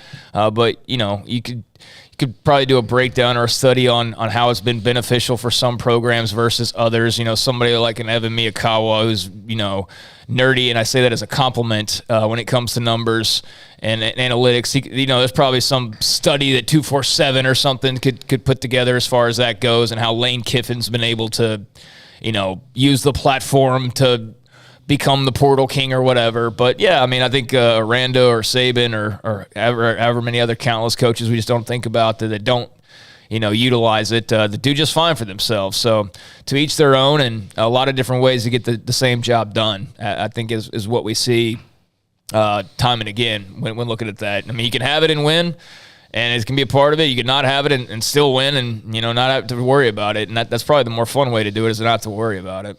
Yep, absolutely. All right, we'll take a break right here. We'll come back. We'll get into the chat room. We haven't really done that today. Texts as well. And then at 4:45, we'll talk Arizona and see what it's like to observe a team building literally from the ground up, because it has been really bad for the Wildcats for a long time there in the desert. This is Signal 365 Radio and 365 Sports. Riverbend Liquor and Wine, Lakeshore Drive at North 19th Street. Look, it's Friday. Going to head up to a party. You're going to do something. You need a, maybe a gift for the host. Well, what do?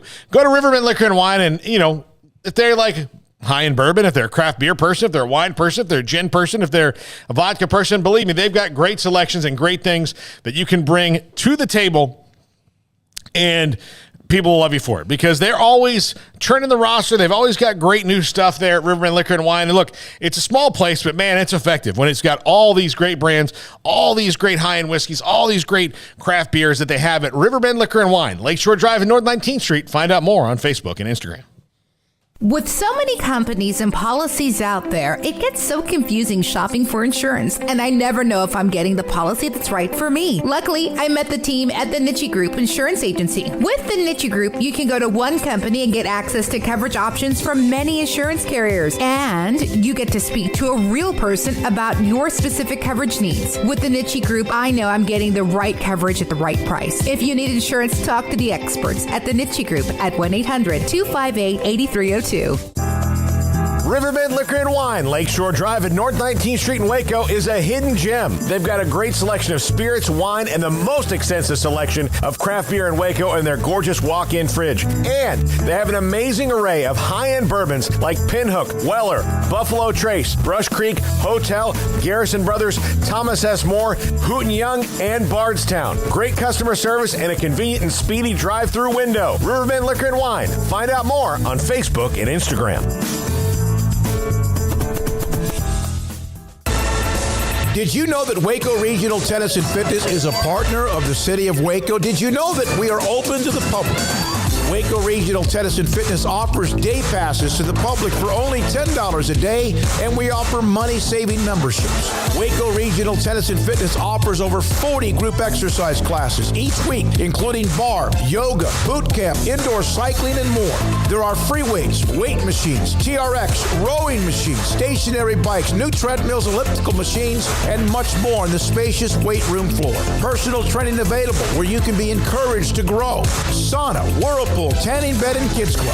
17 tennis courts, 8 pickleball courts, youth and adult tennis and pickleball lessons. Waco's premier experience where you can help your mind, body, and soul. Visit our website at wacotennis.com. Call us at 254-753-7675 or visit us next to Hawaiian Falls on Lakeshore Drive in Waco.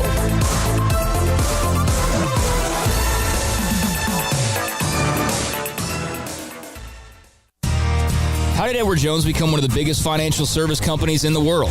By not acting that way. Financial strategies, one-on-one advice, it's a big difference. And that's why Brad Wilson, your Edward Jones financial advisor, makes sense of investing. Experience the difference for yourself. Brad Wilson, 250 Sharon Drive in Woodway, 254-776-4337. Edward Jones, member SIPC.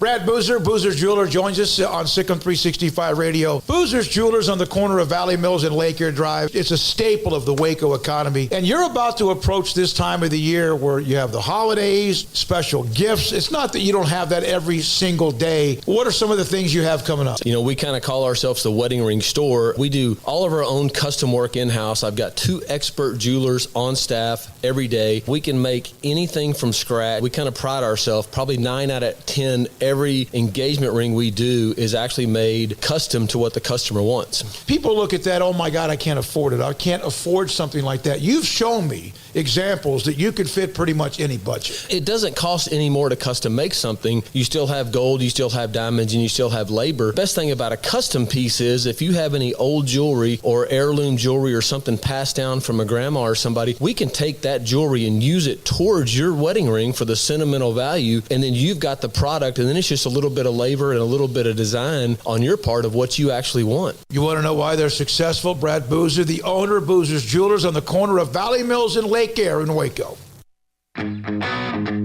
Welcome back to Sikkim 365 Radio. Have you subscribed to our YouTube channel? Search 365 Sports on YouTube. Emery Winter, hard at work on the YouTube channel. He's seen a lot of realignment talk in that one little clip. Something about AAU teams not getting an SEC or no Big Ten invite. We've known that, but I guess I don't know. I'm not seeing the initial discussion. I guess people debating on, you know, who could go where. I saw somebody there just mentioning Oklahoma State trying to sneak into the SEC. Yeah. So basically, if it was up to the fans out there, the Big 12 would be falling apart at the seams. Yeah. You think the leaders are keeping it together because all you guys have ideas of how to get everybody back out now that it's settled down. So. Yeah, and it does look like a lot of people, like, you know, a lot of people are, I think, The Big 12 has moved down the list of conferences likely to break up, and now the ACC appears like the one that fans think is going to be a mess. So? Because, well, I think so. I mean, just reading some of the chat like I do. Well, I mean, what's realistic, though, and what's not? Because you can say all you want to, like, oh, the ACC is going to break up, but last I checked, they got a contract that's in play for quite a while. Yeah, so they've got a more than a decade left on that contract with ESPN. So they're not the ones coming up; it's everybody else that's coming up. Maybe that's why they think so. Just in like a decade of this crappy TV contract will piss everyone off to where 10 years from now. And look, these things, while they move kind of fast in the decision phase of like Texas and Oklahoma, like we're out, like in the execution phase, it's slow. So again, 5 years from now, the best 5 ACC teams could decide we're sick of this television contract. We don't see anything getting better. So let's bolt. So maybe that's why people say that. But again, there's just so many different hurdles and then things that make sense or don't make sense. And I think sometimes brands that are maybe overvalued as to what, or their university clout, because and just speaking personally, look, Florida State's a great brand and everybody knows it because we were great in the 90s and in 2013. But the university is still kind of, they don't have the kind of push and pull that some of the other ones do as an institution. I'd just be curious for the chatters out there that are big into realignment talk and things like that. If you're like let's say an Oklahoma State fan, and just apply your school however you want to. But if you're one of those that's talking about, or I see a lot of Kansas fans, lots of Kansas fans, we're going to the Big Ten. We're going to go to the Big Ten. We're going to be in the Big Ten. I guess my question is that something that you want because of the money and the security, or is that something that you want for a different reason? Or because I see Oklahoma State going to the SEC, like that one message, and I'm like, what benefit other than money would that have for them? Because it wouldn't be winning. It would absolutely not be winning in football, for sure. Basketball would be anywhere you go, it's going to be tough. I get that. But when I see these people that like rah-rah the moves, but why? Is it the money thing? That's the only thing I can assume it can be, because a lot of these moves don't make sense for winning. And, you can't win if you don't have a team to field and if you don't have the money to do that. Like, I understand where that's a concern, but I don't know. I guess I just oftentimes feel like people just want to see change for change's sake. Yeah. Because it's exciting. And then when it's over, they're just like, oh, well, like that wasn't even really necessary. But, man, it was exciting for like 5 seconds. Like, I don't know if it's that, or if there's a more well thought out, like, no, we need to get Oklahoma State into the SEC so that they're secure for the next 40 years and blah, blah, blah. So, yeah, if you want to chime in that, just where your perspective is coming from. Is it just wanting to see chaos and change for the sake of chaos and change? Is it because you want to see a super league? I don't know why, but that's what you want. Is it security, or what is it? Because it's obviously a very hot topic, and anytime it's brought up, it remains a hot topic.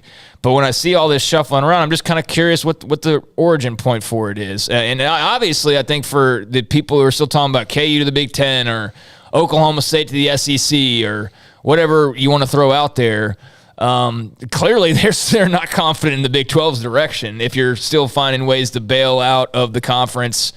And I know they still got some loose ends to tie up that they need to take care of. But, when it's all settled down, you're still finding ways to get out. That's why I'm curious where people are coming from. Yeah, I don't know. I think that I'm for more stability and less moving in the conference. I don't want to see super conferences. I have no desire to see super conferences. If it was a situation where, okay, if there was like 50 college football teams and the SEC decided to break off and have like a 18-team league or something, maybe that would be more accepting. But, in a landscape where you have 100+ teams from all over, and something as simple as like just getting an invite to play Ohio State and make $500,000 is a big deal for a program. Like, I don't want to see that have to go away. I understand wanting to do the whole elite versus elite all the time thing, but I think then that just becomes the norm, and somebody is inevitably still going to be the loser in that scenario.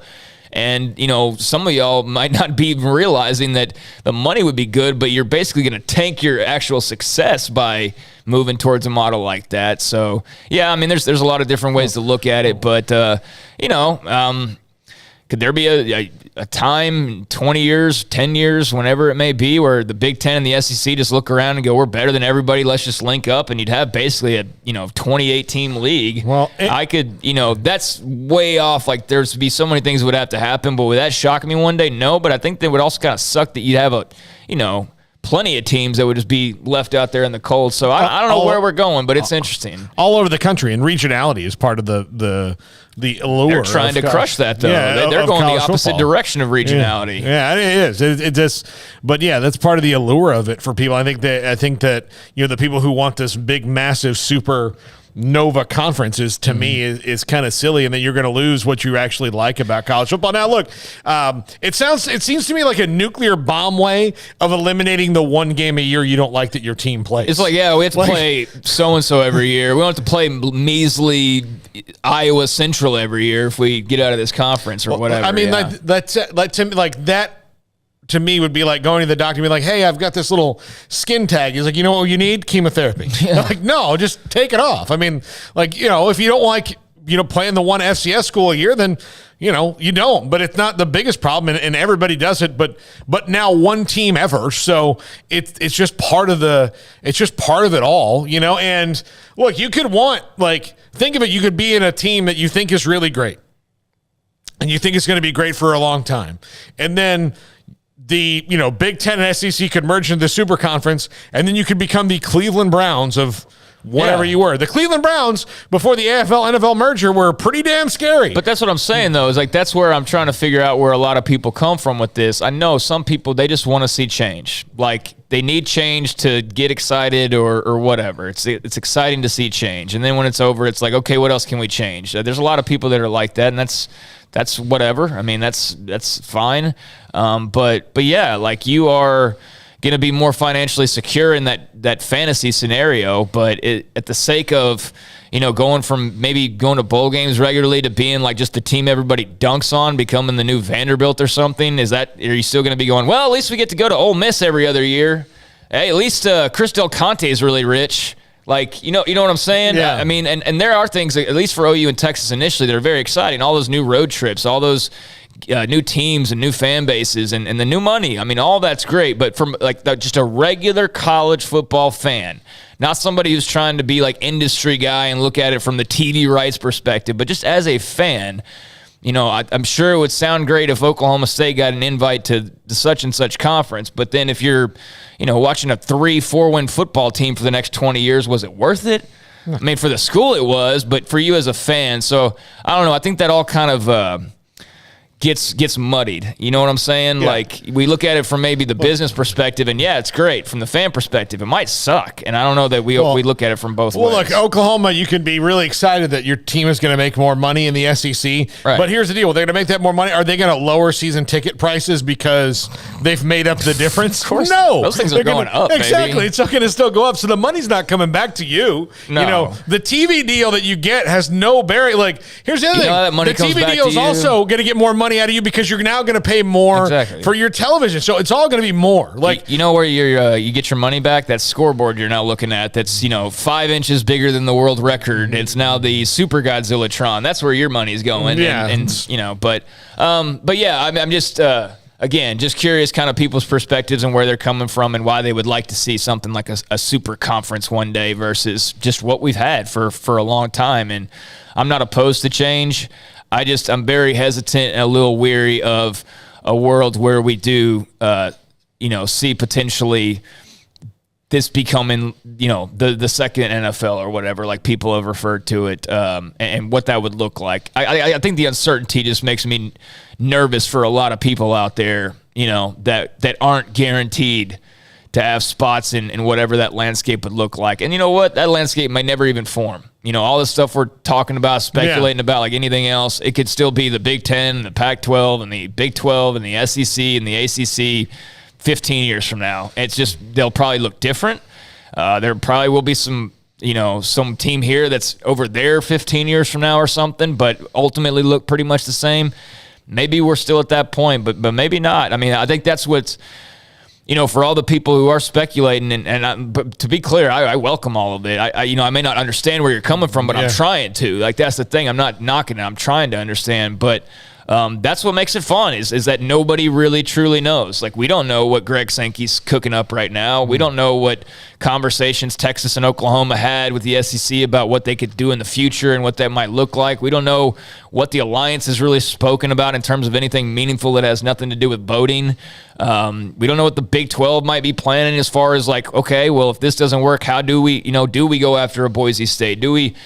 We have no idea, and that is what makes it fun, ultimately, is that this isn't just a bunch of crazy talk. It's like, there's actually something to all of this and the changing landscape, and that's why it's, I think, more intriguing now than ever. There's a reason that people were pushing for the 12-team playoff to be adopted right now, because that prevent all that. That alone prevents all of it, because then, what does the SEC need more teams for? What do they need more? They've got plenty. The SEC and the Big Ten, after the automatic qualifying teams or the teams that win the conference title under the format that was proposed, they're still going to get the at-large bids more often than not. Oh yeah, that's what they've been able to carve out for themselves. Yeah, like that.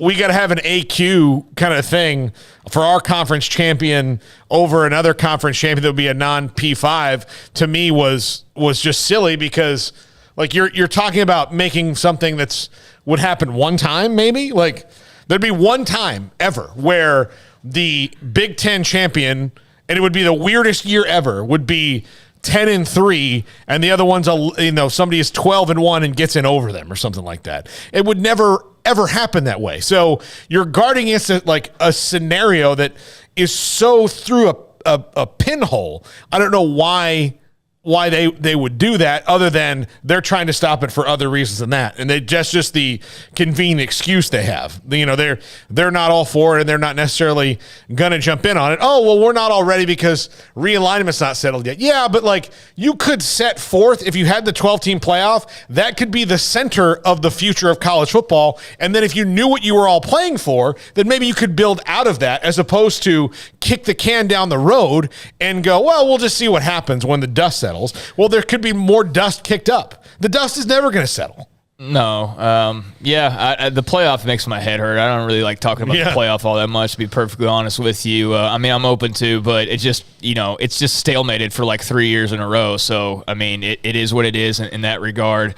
And whether or not it expands or not, who the hell knows? At this point, I'm almost to the point of not even caring. I'm totally serious. It's at this point, whereas the playoff and the fantasy playoff scenario that we never even had one. We never had one for the longest time. And I remember people talking. I remember Smokey talking for years about a college football playoff. Never thought we'd see one. We finally got it, and we're already looking to tweak it and all that. But in terms of the number of teams getting in and all of that jazz, I've thought about it, and I've given my thoughts on what I would like to see, but because it's just dragged on and on and on, and we hear it, and it's always just floated some meaningless story that really just too long, didn't read. They're deadlocked again. They just tell us that. Don't rehash the whole, well, they met back in December and they were stalemated then, and then they met in March and they stalemated then, and just shut up, commissioners, until there's a new playoff or until just everything's kind of done. And so I'm glad that we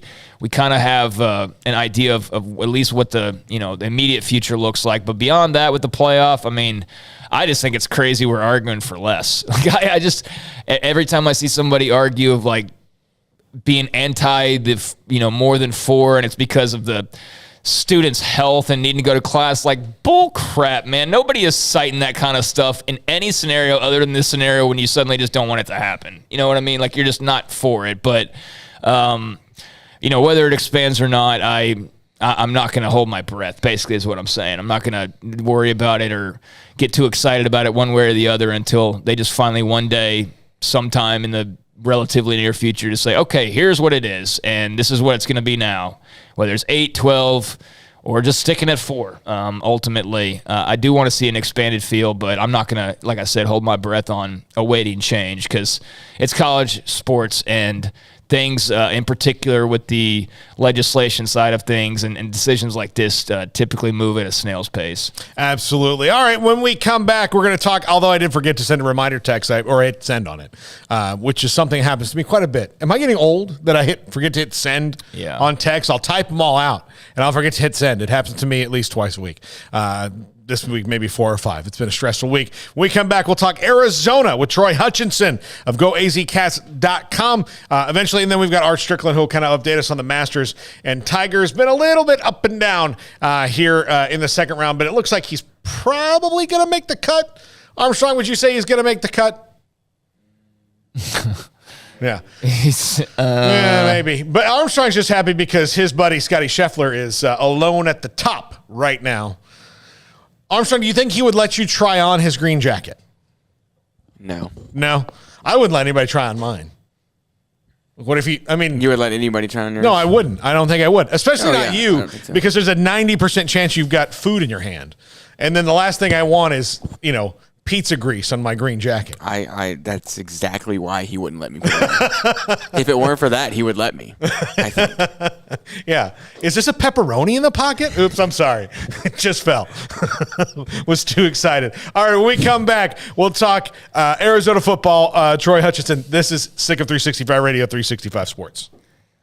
New cars and trucks arriving weekly at Richard Car. Go by our online, richardcar.com, to see current inventory, or go by the dealership to check out in full, in detail, all those GMC, Buick, and Cadillacs, and get into some conversations with the people there. If you're looking for a new vehicle, about getting on that inbound vehicle list, they're seeing GMCs, Buicks, and Cadillacs arriving each and every week, and the quickest way to get yourself in a new vehicle is to get on that inbound vehicle list. So if you need a car today and you want to save, consider on, if you're not going to be on that inbound vehicle list waiting for a new ride, you're looking to get into one a little bit sooner, consider there are dozens of quality pre-owned cars and trucks. All of them have gone through a 172-point inspection. You can drive them with peace of mind, and they pay top dollar on your trade with dozens of lending options. They say yes to loans when others say no. And this month, Richard Car is also celebrating 23 years in the automotive business. The motto has been throughout that entire time, people you can count on. And when it comes to that, they're talking about not just sales, they're talking about their award-winning collision center and service center, and they're talking about their actual dealers and their face-to-face and their personal way of doing business with you. Richard Car is the dealer you can count on for a great deal and superior service for the life of your car. They're loaded with premium pre-owned cars and trucks. They've also got the new ones arriving weekly, which you can get to by getting on that inbound vehicle list just by contacting the dealership. Again, 100% credit approval is always the goal. So go online or give them a call or drop by the dealership today. Trust the good local people you can count on for 23 years. Proud Wacoans, proud Baylor Bears. Log on to richardcar.com. Call now or go see them now off Highway 6 at the Imperial exit. Hey, this is Bryce Petty, former starting quarterback and two-time Big 12 champion, and I know firsthand the importance of being in top shape both on and off the field. So listen up, men. If you're feeling beat down day in and day out and looking for that high-performance edge that separates the men from the boys, then look no further than the Petty Clinic Low T in Waco. Petty Clinic is a comprehensive men's healthcare clinic with an atmosphere catering to men. Board-certified Dr. Kent Petty has a special interest in offering the highest quality medical care to men of all ages. Some of the services offered include screening and treatment for low testosterone or thyroid, infertility, high blood pressure, diabetes, high cholesterol, sleep apnea, while offering comprehensive wellness exams and complete men's health lab panels. High performance men, remember, it's not just a Petty thing. This is Bryce Petty, encouraging you to reach out and Google search Petty Clinic Low T or go to pettycliniclowt.com and get your complimentary lab screening today. Camille Johnson Realtors guide you seamlessly through the process of buying your dream home or selling your current one. Commercial, farm and ranch, or residential, Camille Johnson Realtors can smoothly and successfully lead you through any transaction. With a team of 28 experienced agents who are excited about serving you, Camille Johnson Realtors services the entire greater Waco area. If you're in the market to buy or sell, contact Camille Johnson Realtors, 104 Midway Center in Woodway, or find them online at www.camillejohnson.com. Camille Johnson Realtors, elegant, charming, warm. Welcome home. Three Nations Brewing Company has 16 different beers on draft with a new beer every Friday. It also offers 2 air-conditioned tap rooms, a large indoor beer hall, a second-floor mezzanine offering a great overview of the brewing company and equipment and patio where you can relax under the shade. Plus, you can now experience the new Three Nations Beer Garden Grill on our shaded patio with socially distanced seating for your enjoyment. Grab a cold beer and enjoy a bite from our freshly prepared and delicious menu. Street tacos, quesadillas, freshly cooked burgers, and dog dogs, and veggie burgers too. State Fair tornado fries, nachos, and so much more, all prepared and cooked on site. So come visit the award-winning Three Nations Brewing Company on East Vandergrift off I-35 in Carrollton.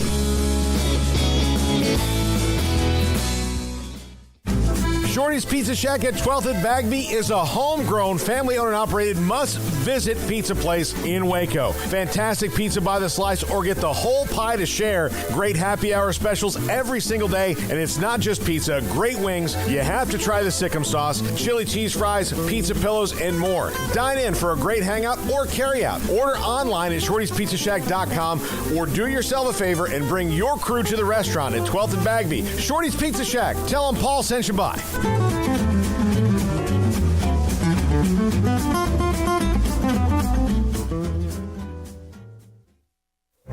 Stepping into a new pair of boots is great, but stepping into the boots of a U.S. Army officer can also add confidence and leadership skills to your son or daughter's career path. There are more than 150 occupational specialties to help them find the best fit for their future. See all the things your son or daughter can achieve in our boots at GoArmy.com. U.S. Army Waco Recruiting Company, 254-598-8131 or 254-776-1543. Welcome back to Sikkim 365 Radio. The Sikkim 365 Radio app is sponsored by Alan Samuels Dodge Chrysler Jeep Ram Fiat in Waco, your friend in the car business at Loop 340 and east of 84. Come by. Let's be friends. Welcome back, Sikkim 365 Radio, 365 Sports. Our spring football tour continues as we head out to Arizona. And Troy Hutchinson, GoAZCats.com, part of the Rivals.com network, joins us now. And Troy, thank you so much for hopping on the show today. I know the spring game is coming up tomorrow for the Cats. This is a team, interesting in that this is in the midst of pretty much a rebuild from every direction because of what they, how their struggles have been over the last few years. Where are they now, would you say, under Coach Fishett and how they're moving forward? Do you see the positive steps that this team could, I don't think they're going to contend for a Pac-12 title, but maybe make a couple of waves here under him? Yeah, I think, anybody who's followed Arizona football, fans of Arizona football or people around the country, you have to look at a 1-11 season, and at first that's not very good. Obviously, you don't want to be 1-11, bottom of the Pac-12, but was able to gather a top 20 recruiting class on Rivals.com, headlined by Tetero McMillan, a 5-star receiver out of California, and just the talent jump that you see at spring practice with the 19 new additions to the team, not only through the recruiting class but the transfer portal. There's just a level of competition that's raised almost every position, continuity at position, but guys are more familiar with the system. And so far it's shown in spring practice, and it's a lot better product out there on the field than it probably has been over the last 3 to 5 years. What would you say were perhaps the one or two biggest, most focused on areas of competition? I would say the number one is the receivers versus the DBs. I think those are Arizona's best two position groups. Like I said, Tetero and McMillan, the kid's a stud. You walk out onto the field and you automatically see him and you're like, yeah, that guy's different. But Arizona's pretty deep at receiver. You have Majon Wright, who's going to be able to play this season. Jacob Cowling from UTEP transferred over. So they're really deep at receiver. But with the DB group, it's a veteran group that's been around the Pac-12 for a while. They understand how they want to play off of each other. So those one-on-one matchups have just been dogfights out there in the trenches. Tetero McMillan versus Christian Roland Wallace has been really entertaining to watch. The veterans been able to get the better of T-Mac at times, and then T-Mac makes an amazing catch. And you're like, man, these are definitely the two, like maybe the top two players on the team. And this is the top two position groups on the team. And it could contend for maybe one of the better defensive back groups in the Pac-12 conference. Where are they? At quarterback, they've got 6-7 guys on the roster, all of them freshmen or sophomores, and young and moving forward. Is it Gunnar Cruz's job to lose? No, I think Gunnar is probably the outside looking in. I would list him at 5th on the depth chart right now. I would say Jaden DeLora from Washington State, that's his job. They haven't made an official announcement yet. They probably won't tell fall camp. But Jaden DeLora is coming off of a year at Washington State where he was before, where he won Pac-12 Offensive Freshman of the Year. So he transfers to Arizona. He brings leadership. He's been there, done that before in the Pac-12 conference. Looks sharp at times. At times, like an underclassman will need some work, but his understanding of the system is visible. He's picking up quickly, playing in a more pro-style offense compared to Washington State, which is spread, but he's starting to pick it up pretty quickly. Yeah, that was one of those off-season transfers that I would kind of raise my eyebrows because I saw a lot of him at Pac-12 After Dark, seeing them out there. And he's a good player, but like you said, he's got some things to work on. As far as having a Jaden DeLora in place, having the receivers you mentioned, offensively, what do they expect to get out of this group? I mean, the style and the way that they go about doing their business, what's kind of been the message there? I think it's going to be a balanced attack. Jed kind of wants to bring that to Arizona. In the past, we've seen a more traditional run game kind of style of attack with Rich Rodriguez or Kevin Sumlin. It was a mix, but not a cohesive mix. I think Jed wants to bring that pro-style balanced attack because you are about 3 to 4 deep at the running back position. You're 6 to 7 deep at the receiver position. But it's going to really rely upon the offensive line who they welcome back almost every starter. It wasn't a great group last year, but they seem a little bit more cohesive and an understanding of the system, and they've grown. They've talked about getting smarter on the football field and understanding their assignments. And, one of the big things that they want to improve on, and they worked a lot on during spring, is red zone offense. They were near the bottom in the country, I believe 120 in red zone offense. So that's going to be the biggest area that they need to improve upon, and that's where they've been working a lot of during spring. What do you see as the biggest differences between Kevin Sumlin organizationally and Jedd Fisch? I think, going back to cohesion and just knowing what you want to do. I don't think Sumlin's staff ever had a plan in place of what they really wanted to do at Arizona. At times it felt sporadic, but with Jedd Fisch, there is a clear message of what he wants. There's a clear hierarchy of how to go about it. It's a family atmosphere, and I think that's big at Arizona to bring that family atmosphere, family vibe around the program because Tucson's a college town, and it likes to feel a part of something. And Jedd Fisch has done a great job of not only reaching out to the community, but making the team feel like a family. And I just think that there's a better cohesion with Jed and a better understanding of what he wants for the future of Arizona. Troy, there's a lot on social media this week. There's been a lot of talk once again about realignment and just the future of college football and things like that. How do you feel about just kind of the state of the Pac-12 from your perspective? And then also based on, what you hear people speaking about. I mean, is there some belief that the Pac-12 has a chance to grow stronger, or is there maybe a little bit of doubt that hey, this thing's kind of on shaky ground at times? Well, I think in the past, the Pac-12 definitely was on shaky ground. I grew up watching Pac-10 football, which was a much better brand of football at the time when USC was at its height, and yet other programs along the way too. But for a long time, the Pac-12's kind of dropped off a little bit. Oregon's carried the torch at times, Washington at times. But it starts from the top, I think, as a conference. And George Khalilkoff, who's coming in as the commissioner of the Pac-12 from MGM out in Vegas, he is the new commissioner here. There's a clear message of what he wants to do. He wants to, fix some holes that were left behind in the previous regime. And part of that is fixing TV deals. So they got to wait on that, but they're going to be fixing those.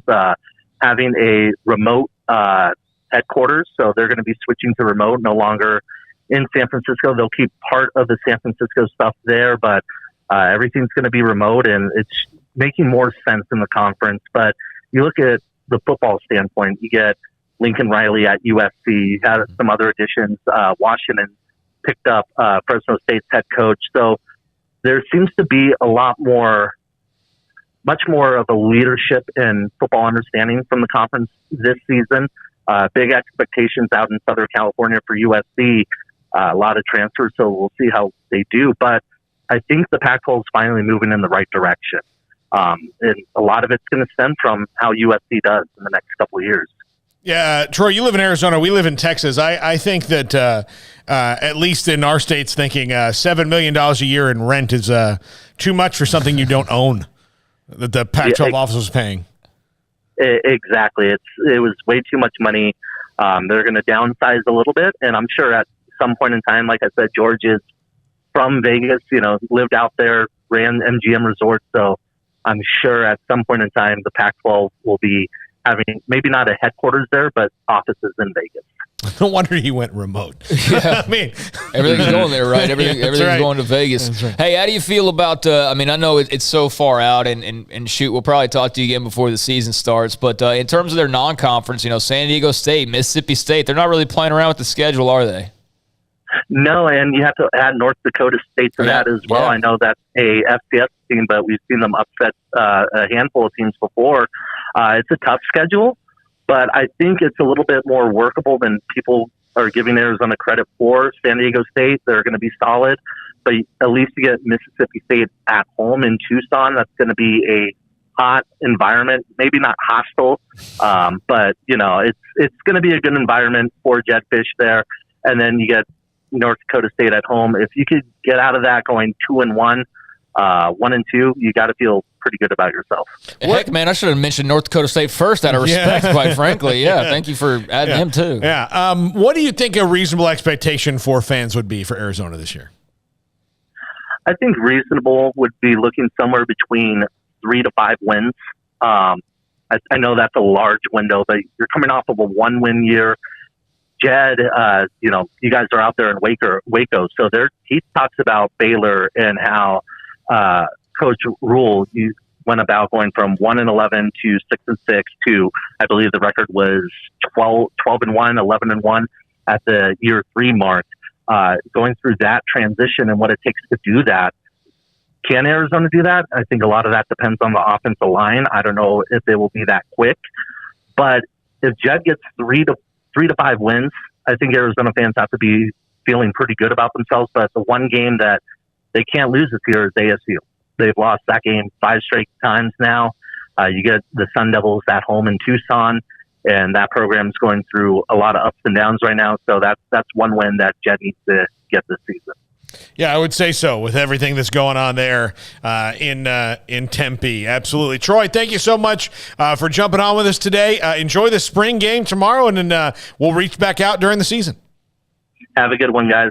Troy Hutchinson, goazcats.com, part of the Rivals.com network. I'm interested because especially given what we've seen here in Waco, teams that are they're completely rebuilding at Arizona. Yeah. Do you mean Tucson there at the end? Tucson. No, I was talking about Tempe, Arizona State. Oh, okay. Yeah, they should. I mean, it's been tumultuous in Tempe. No, that's yeah, sorry. I just was thinking Tucson because we were talking, but you're right. Tempe has been a little bit of a furnace. But that's interesting that he's used Matt Rule as kind of a talking point in terms of what he did at Baylor, I guess 5 years ago now at this. Golly, dude, we're getting old. Yeah. Well, and Matt Rule did it without the one-time transfer rule.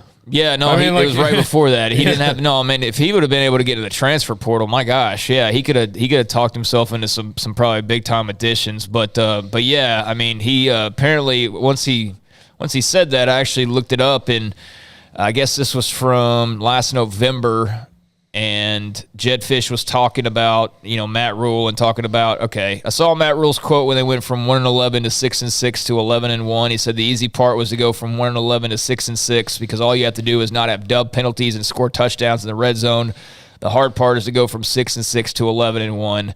And then he kind of went on and what that will take. Well, that's true. I mean, when they went from 1 to 6 wins, it was no dumb penalties. It was don't turn the ball over. It was create a couple, which they didn't in the 6-6 year all that well. It was the 11-1 year where they just started to feast. They were like 11-3. Yeah, but they lost the last 2, right? So, but it was 11-1 in the regular season. Yeah, they did the anti-Dave Arenda. They lost the Big 12 title game and then lost. No, they won the Houston. Wait, I'm getting my years confused. No, they lost to Oklahoma. Yes. They lost to Oklahoma again, and then they lost in the bowl game. Right? What was the bowl loss? Man, we're getting old. Well, the Sugar Bowl. They lost to Georgia. Yeah, okay. Yeah, that's what I couldn't think of it. But, yeah, they lost to Georgia in the Sugar Bowl. So, yeah, he did the anti-Iran of he lost in the Big 12 title game, lost in the Sugar Bowl. That's what I was trying to get to. Yeah, but yeah, all it was just belief as much as anything else, quite frankly, and just correcting some minor mistakes. I mean, it's like Nebraska last year. Again, we just keep saying it. Never seen a football team find that many creative ways to lose games. It's just unbelievable week in and week out how they found ways to lose versus found ways to win. It was incredible to watch. But, yeah, I mean, if they just cleaned up some dumb penalties and turnovers, they're a bowl team. Like, that's the thing. It wasn't like, they need a receiver or they need a totally new No, they just needed to not do dumb crap, and they would have won, 3 more games. I mean, it was as simple as that. So, yeah, Jedfish is right. Like, in terms of, getting a little bit of a bump up is not that difficult. You just got to play clean football and not do dumb stuff, and that should be easily manageable, especially when you're hammered at home. But as far as, jumping past that, I mean, that does take a little bit more work. The talent gap from the bottom to the middle is not really all that great. As a matter of fact, it's usually the same, and it's the little things that kind of get you. Now, there are some teams that just have no talent, and they're scraping the bottom, and that's kind of where Arizona was. But again, the talent, if you compared Nebraska to the middle of the Big Ten, just using them as an example, Nebraska towards the bottom to the middle of the Big Ten, their talent gap from those teams in the middle is probably nothing. Negligible. They might even have better talent. They just haven't had the better coaching and those things. So if you change that, you can be a bowl team like that. I mean, plenty of teams can live in the 7-5 realm for 15 years and be completely content. And the talent is the same. Now, the talent jump from the middle to the top, well, that's a bit different. I mean, that's where recruiting comes in and all, that's where the stars start to matter, in that those teams from the middle to the top, the ones at the top are the volume of stars they have is a lot more. And the depth is a lot different. So we might be able to get them once in a while, but consistently the teams at the top are at the top because they have more talent. So that's the thing. The talent gap is smaller than I think a lot of people think throughout the majority of college football. But when it comes to the tippy top, then that's where the huge gap is, which is why we see the same teams in the playoff most of the time, because the gap is there. So what was that noise? I didn't hear anything. Jack's chair. Chair squeaking. I was like, that's not what it sounded like, Jack. Just saying. A little worried about your lunch there.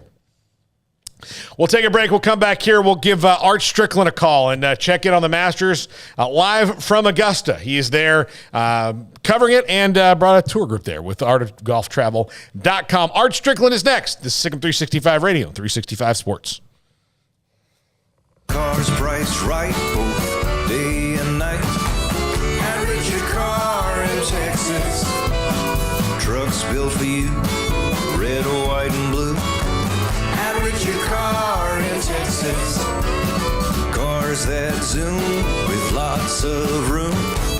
Average your car in Texas. Count on us, a dealer to trust. Average your car in Waco, Texas. It takes time to reach goals. It's a truth that applies to more than sports. It goes for your financial goals as well. You work hard for your money, and you deserve an investment strategy that lines up with your game plan. And Tom Albers, your Edward Jones financial advisor, can help. If your financial investments aren't putting forth the effort you desire, stop by today for a financial review. Tom Albers, 4301 Lakeshore Drive, 254-776-7605. Edward Jones, member SIPC. At Ideal MRI, we feel blessed to be a part of the Waco community. We're a small family business right here in Central Texas, and our goal is to bring down the cost of healthcare while maintaining high quality. At times like this, the cost of healthcare has never been more important, and unfortunately, significant illnesses and injuries still occur. That's why Ideal MRI is open and here to serve you through the difficult time. We offer premium MRIs just like a hospital with state-of-the-art technology and specialists, but you'll pay less. sometimes thousands of dollars less, whether you're using insurance or not. At Ideal MRI, we accept most insurance and there are no hidden costs, even offering financing if that's needed. Everything included in the price, and you'll not get something as a surprise in the mail later on. If you need an MRI, ask your doctor about Ideal MRI. They'll know.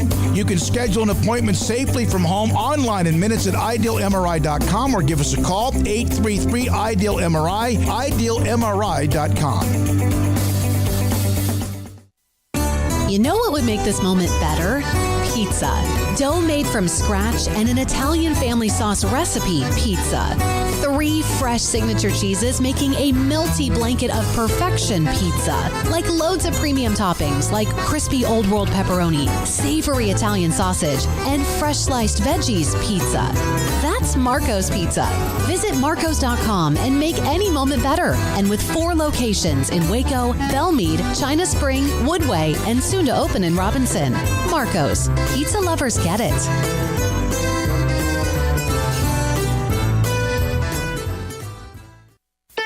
Don Humidor, your home with a 48-foot walk-in humidor with the elite cigar brands from around the world, including the #1 cigar of the year, Aging Room Cuatro Nicaragua. Plus, they have the great brands like Macanudo and Artur Fuente, Rocky Patel, Aston, and so much more. CBD, great for sore muscles, aches and pains, sleep, Vita Dreams, and anxiety, mild depression, general health and wellness. Their staff very knowledgeable on the subject. If anyone is curious about CBD, ask Carol and Ashley. Don Humidor in the Townwest Shopping Center off Valley Mills in Waco.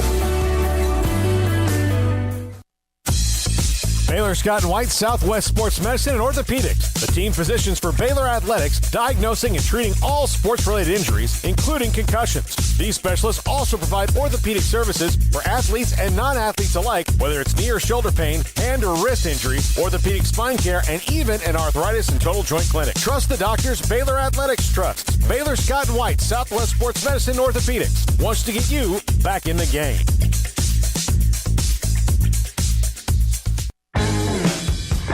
Welcome back to Sikkim 365 Radio. Backfield for Bohannon. He'll throw it. Now steps up. Wants to run. Bohannon to the corner. Touchdown Bears. Feet don't fail me now. Gary Bohannon with his best rushing performance of the season. The 5 o'clock hour is sponsored by Edward Jones Investments with financial advisor Tom Albers, staying in touch with you and your money through these difficult and changing times. Edward Jones, making sense of investing. Now here's Paul Catalina and Craig Smoak. Oh my God.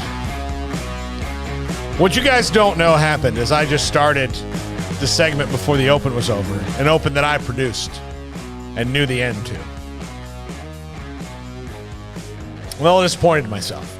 Smokey does that all the time, and it's understandable. He's not the guy who makes the opens. But me, Armstrong, it's unacceptable. I agree. Yeah. Faith has been here for under a month, and she knows the opens. Yeah, I know. It's upsetting.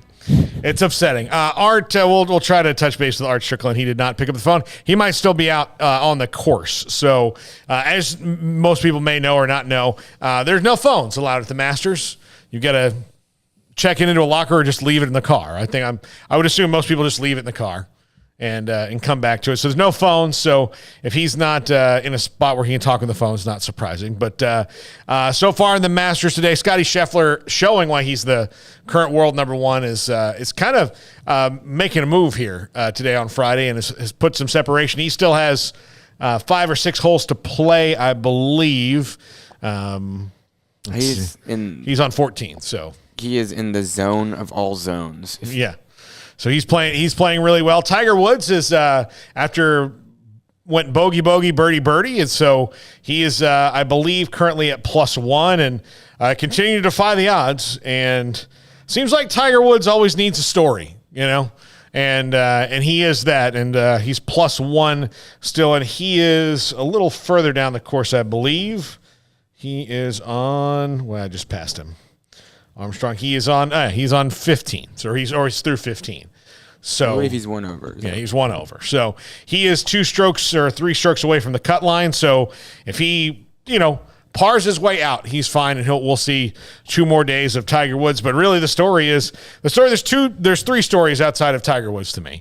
It's Scottie Scheffler dominating the way he has today and really, really being in the zone, and the fact that some really big, maybe 2 stories, but some really big names like Brooks Koepka, who was the favorite coming into this, is going to miss the cut, and Xander Schauffele is going to miss the cut, and Bryson DeChambeau is going to miss the cut. He's at +10. For those of you keeping track on how we're doing against Rob Bolton, we're getting it handed to us. That's what's going on. So Rob is going to win this on the weekend.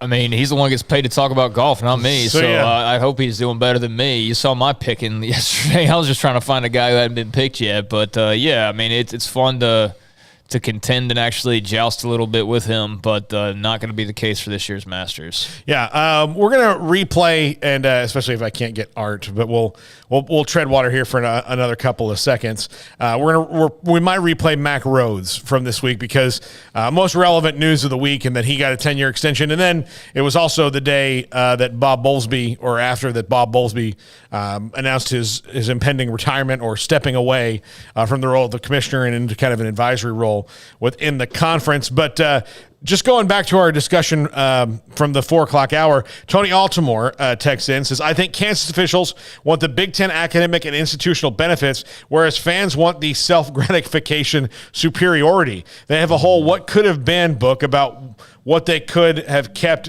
Franklin Murphy from getting frustrated by the state and leaving UCLA in 1960. OSU fans seem frustrated to have been left behind by OU and miffed that the state legislature let it happen. Yeah. And his great recent analogy is sports are to a school like housekeeping is to a hotel, important but not the core. Realignment fans often sound like if hotel people incredulously asked, why is Marriott running around with Ritz and W? Everyone knows that Holiday Inn had way more efficient laundry services. Big 12 was perfect in choosing on its new 4 on all factors. Yeah, I mean, I think they did as best they could. I mean, we've said that a million times now. I mean, there weren't a lot of options just to begin with that made any sense. And you see with the second round of realignment, you're starting to dip into the SMUs. And what I mean by dipping into is not necessarily like lowering yourself. It's just that, that's just, if you've lived here in Texas, and I'm sure for even the people outside of Texas, even more so, it's been, some football success as of late and a little bit of basketball here and there, but there's a small school in Texas that, not a lot of pull there, man. It's a bunch of rich folks and athletes for the most part. I mean, that's what it is. The Highland Park folks like Armstrong and, and then the athletes that come to school there. And it's just kind of different that way. So I think when you start to get into, the SMUs, and you're already a pretty Texas heavy conference, and you've added Houston now. I think that's where people are like, okay, how much are we really adding here at this point? But that's wave 2, if there is a wave 2. Wave 1, I mean, for what you're able to get, we've gone over all the positives and all of that of the Cincinnatis and the BYUs and the UCFs. And who's the team that Cincinnati, obviously, and there's all a lot of positives right there, from the markets to the future outlook of what some of those schools could be or turn into eventually. So I like the teams that are being brought in. I'm excited to see when that starts happening here in the next couple of years.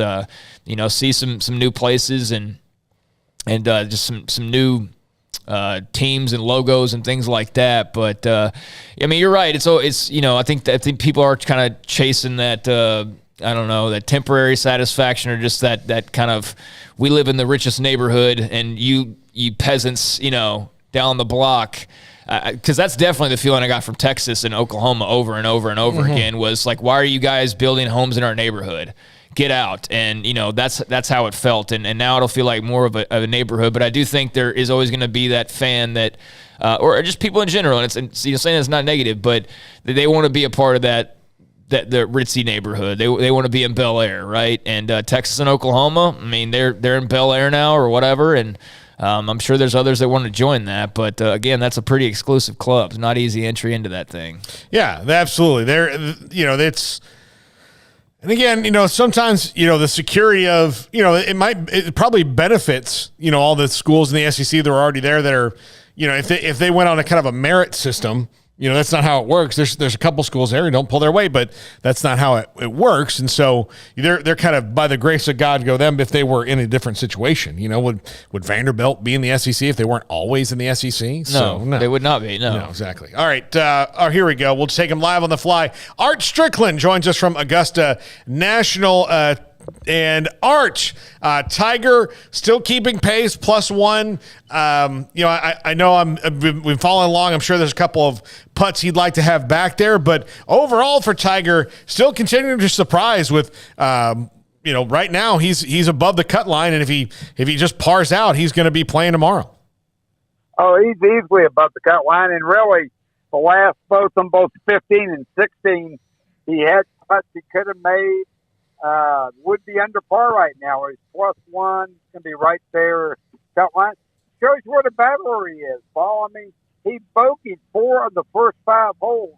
You saw Bryson DeChambeau did that today. He blew up and shot about an 80. But Tiger, like we talked about yesterday, never gives up, always battles, bogeys 4 of the first 5, keeps grinding. He's right there, could be better. And I think, you forget that hadn't played Augusta in 2 years and, hadn't played any competitive golf in almost 14 months. So the fact that he's out here and doing it's just more remarkable on last year's remarkable.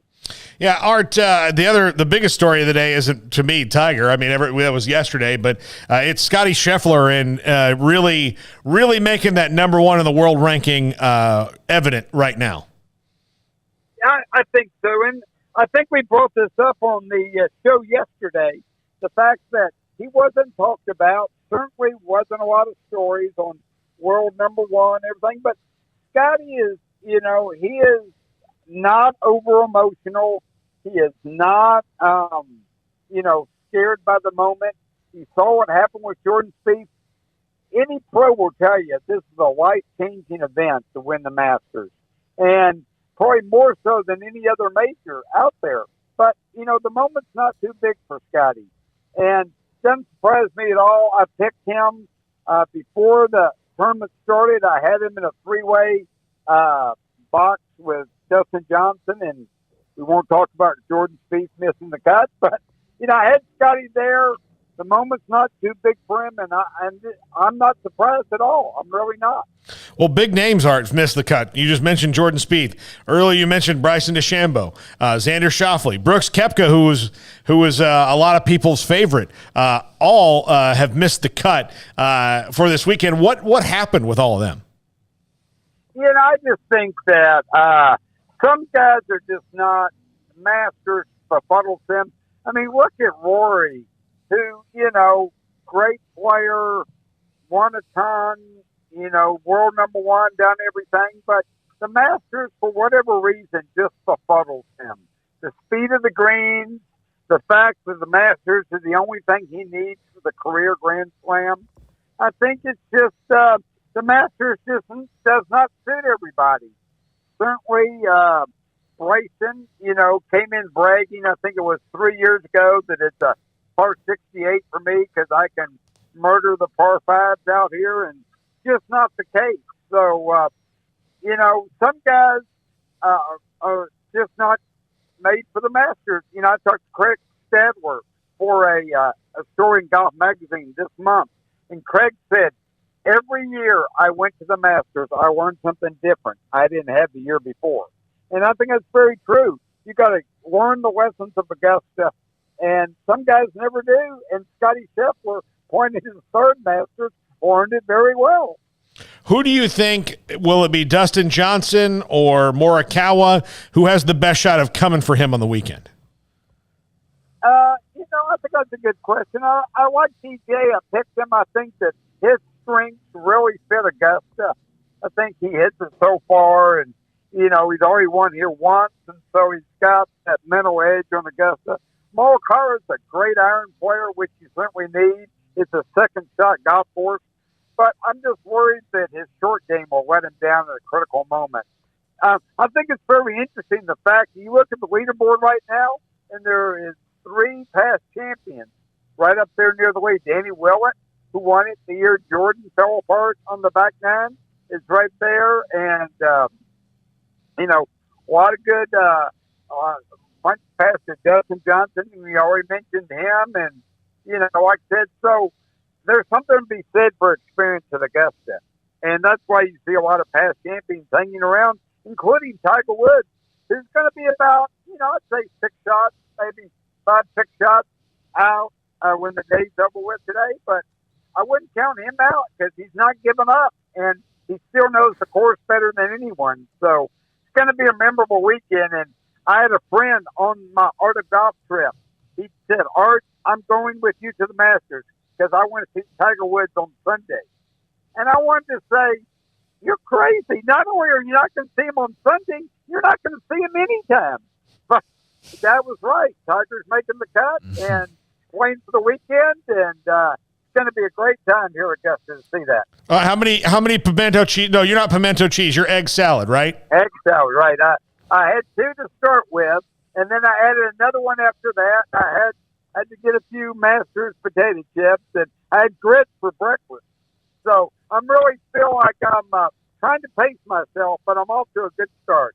All right. Well, yeah, and Art, for all that, you're probably out $14. So not a bad day. Not a bad day at all at Augusta. All right. Well, Art, we'll talk to you on Monday to recap the whole thing. Art Strickland, artofgolftravel.com. Enjoy Augusta, buddy.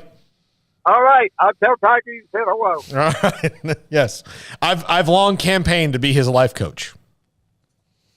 Well, you can argue at times he could have used long. There was a good long stretch there. And my argument was, here is my advice to Tiger. When he'd be like, what should I do? Here's my advice to him. Go beat Tiger effing Woods. Well, I think he was Tiger effing Woods, and that was the problem. That was part of the issue was he was the man, and probably got a bit too full of himself. Yeah, based on the documentary and some of the things we said, I think for a while he was being Earl Woods for a little bit, and he needed to be Tiger Woods. Yeah, that's possible. I mean, whatever it is, he's changed his life back around and seems to be doing well. And we thought he was going to die about a year ago. So the fact that he's out here playing the Masters is pretty incredible. Yes. All right, Armstrong. Do we have enough time to do it? If we did it right now. Okay, we're going to replay macros from earlier this week because I think, we did have our 2nd anniversary show on Wednesday, and we had some great guests, Lee Trevino and Tom Glavine, but I do think that given the Bob Bowlesby news and his contract extension, that's our biggest interview of the week. We're going to re-rack Mac Rhodes, Baylor Athletic Director, next. This is Sick 'em 365 Radio on 365 Sports. From the first workout to the last practice, sports is an incredible and rewarding challenge. Hi, this is Dan Ingham with the First National Bank of Central Texas, and we're proud to support each athlete, every parent, and our educators. From families, small businesses, to the biggest industry, we're here to help. With remarkable products like our free First mobile app, we've got banking ideas that fuel big dreams. That's the First National Bank of Central Texas. Familiar faces making local decisions. Member FDIC, Equal Housing Lender. Jeep Celebration is going on now at Allen Samuels. Come see the newest Grand Cherokee, the new 2022 available in a 2-row or a family favorite, the 3-row Model L. Jeep re-engineered for the future. The Grand Cherokee is ready for the next great adventure. Are you? Find legendary power and confidence, along with head-turning style, is what Grand Cherokee is. First responders get a $500 discount. Shop Allen Samuels, DCJ.com, or come in and see our huge selection of brand new cars and trucks. Come by. Let's be friends. You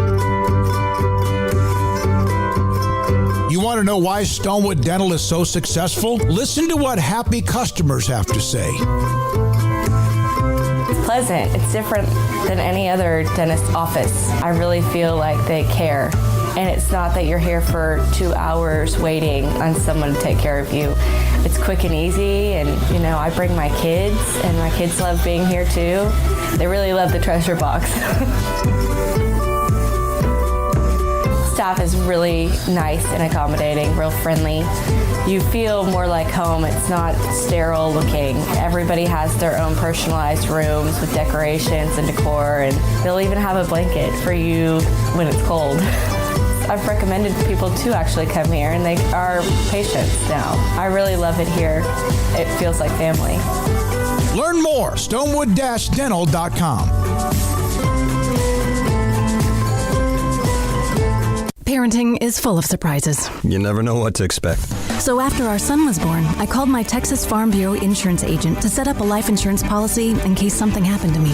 Sawyer is now 2. And we'll soon have a sister. There's no one else I would trust with protecting my family. Stop by and see our agents at one of our 3 McLennan County locations. Coverage and discounts are subject to qualifications and policy terms and may vary by situation. Stepping into the boots of a U.S. Army officer can add confidence and leadership skills to your son or daughter's career path. See all the things they can achieve in our boots at GoArmy.com. U.S. Army Waco Recruiting Company, 254-598-8131 or 254-776-1543. Automatic Chef Canteen is a full-service micro-market vending and office coffee provider with state-of-the-art vending equipment, a wide variety of products, and offering custom-fitted micro-market vending office coffee solutions for your employee break room. You want a full break room solution and a workplace oasis? Well, Automatic Chef Canteen, locally owned and operated for over 50 years in Central Texas, also includes in-house mechanics on call 24/7 for fast, reliable service and maintenance. Automatic Chef Canteen, 6900 Imperial Drive in Waco, or online at automaticchefcanteen.com.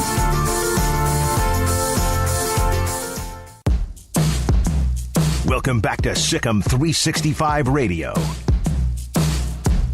Are you a Sikkim 365 superfan? Then try out our premium subscriptions at Sikkim365.com.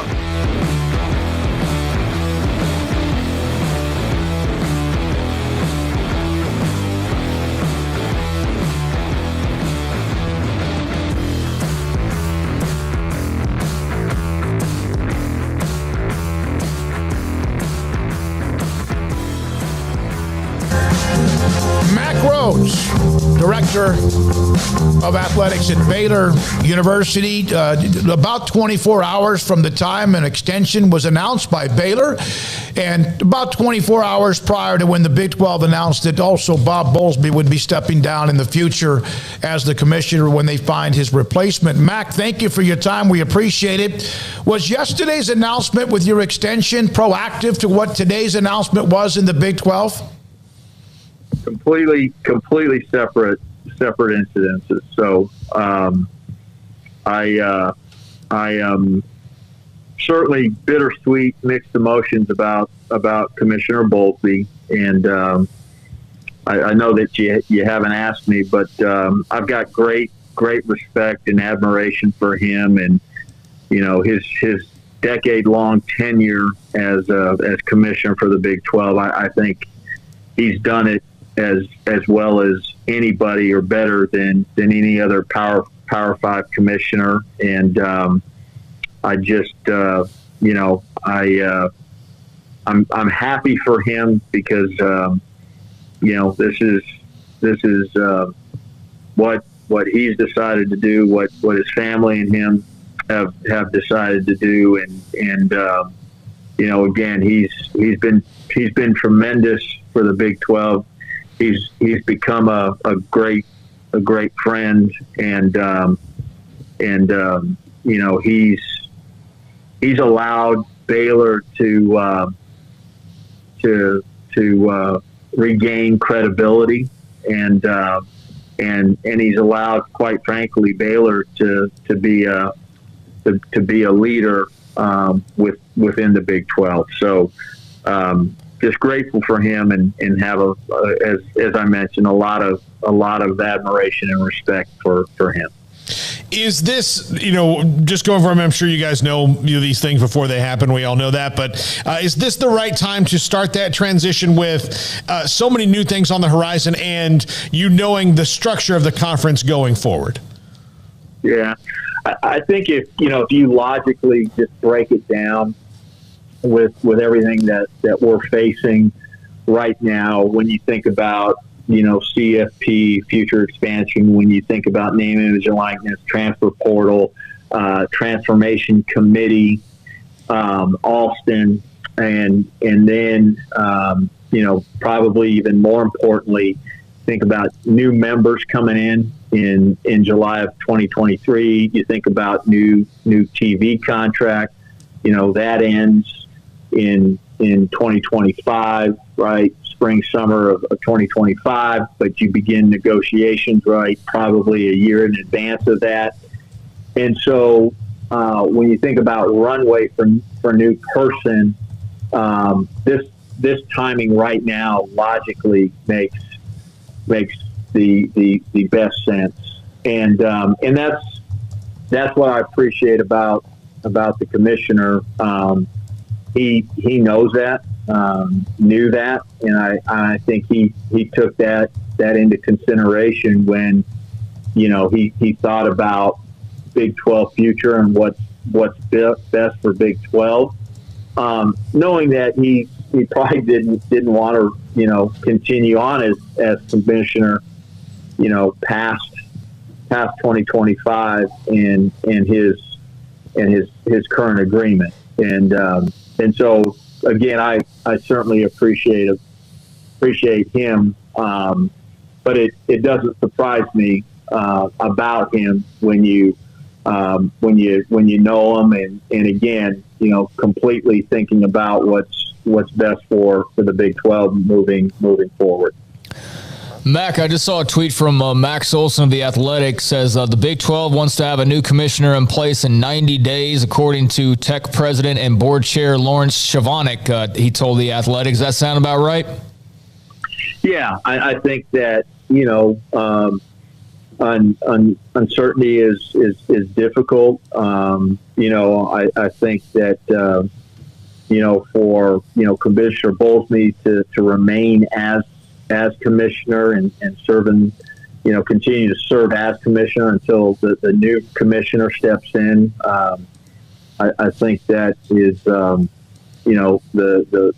best way to do that in terms of the upcoming transition. And, 90 days, you think about, the summer and really giving somebody an opportunity to come on in and, do all of the normal things you do when you begin a job, begin to take a look at staff and decide, what's pressing, what's not pressing, begin to develop relationships immediately. And I think, that year runway, I think is probably needed when you think about bringing in the new members and everything that goes with that. So yes, I think the 90 days is accurate, and I think it's also not just accurate, but necessary. Mac, what's more important? You'd like to get both, whoever is that next person, someone with media experience because of the TV negotiations down the road, or somebody that understands the issues facing college athletics that are even bigger than that? It's a great question. I think the easy answer would be both, all of it.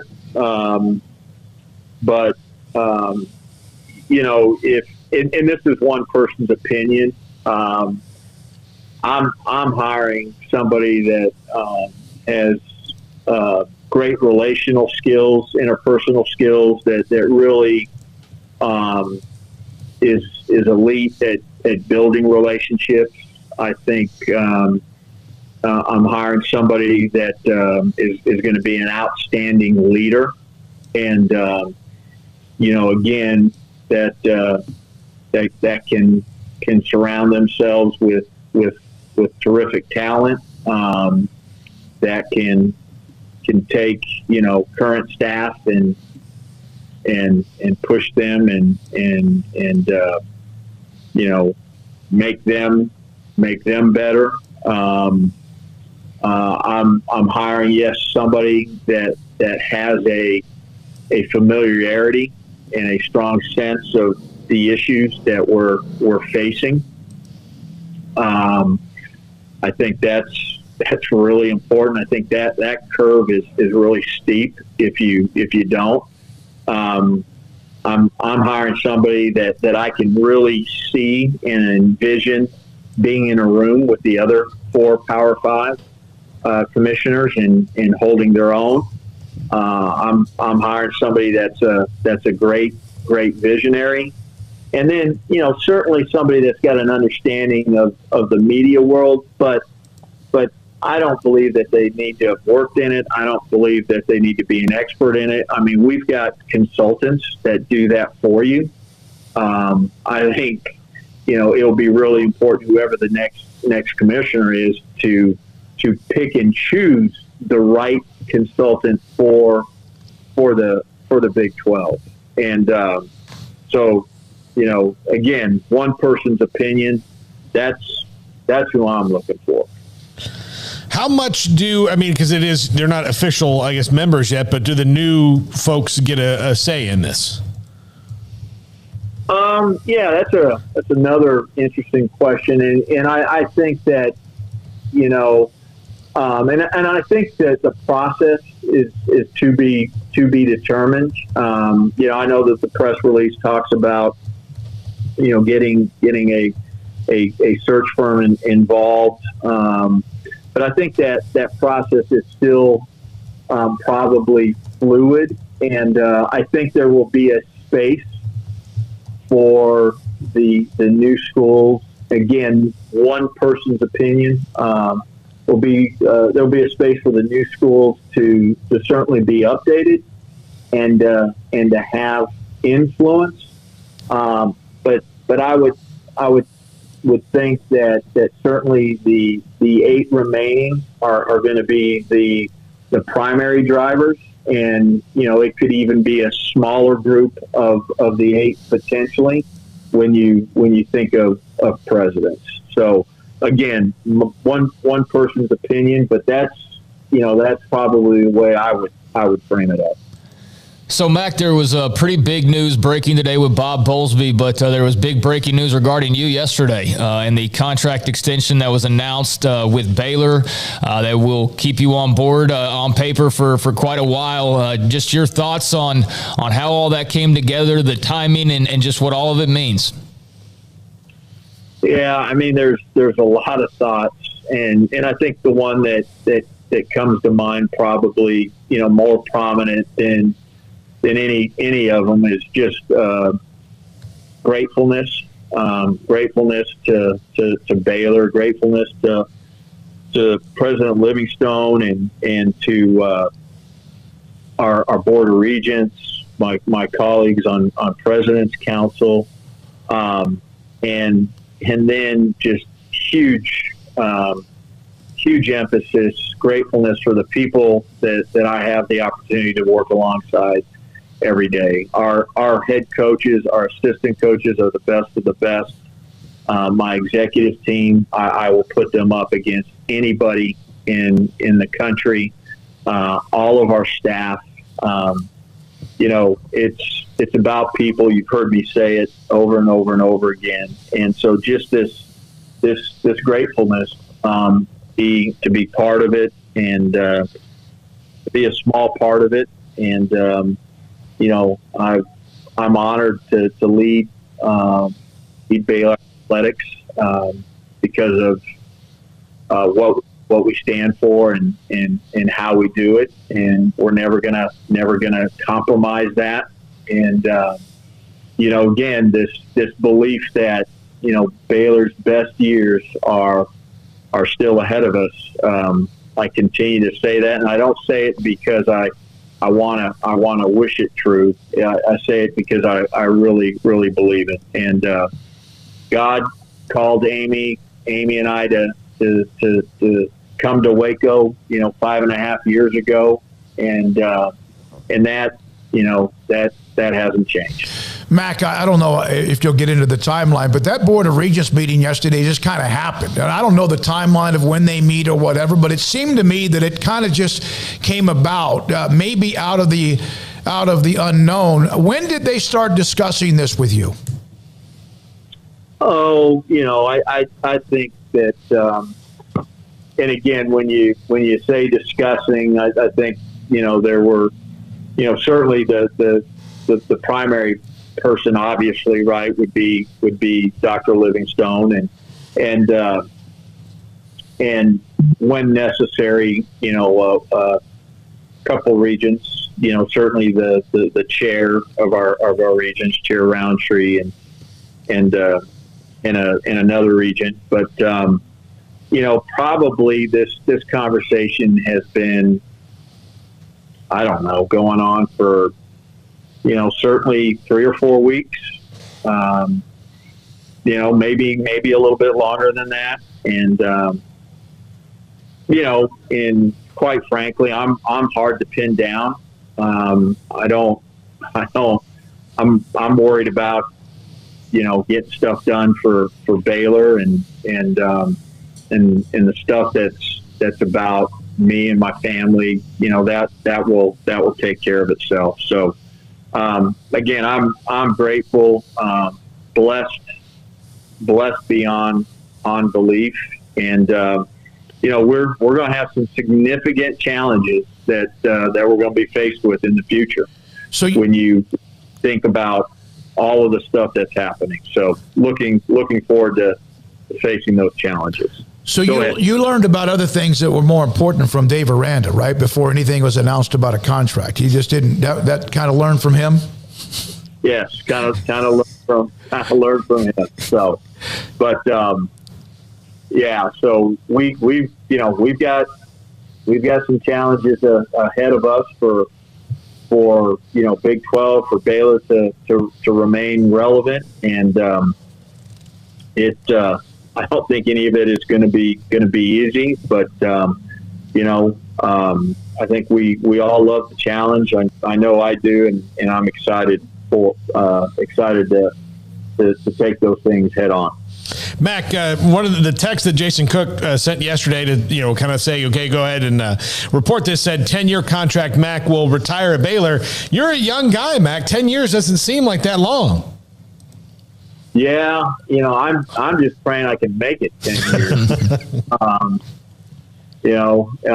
These last 5.5 has felt like 10. With some of the stuff that we've had to go through, but look, I don't know.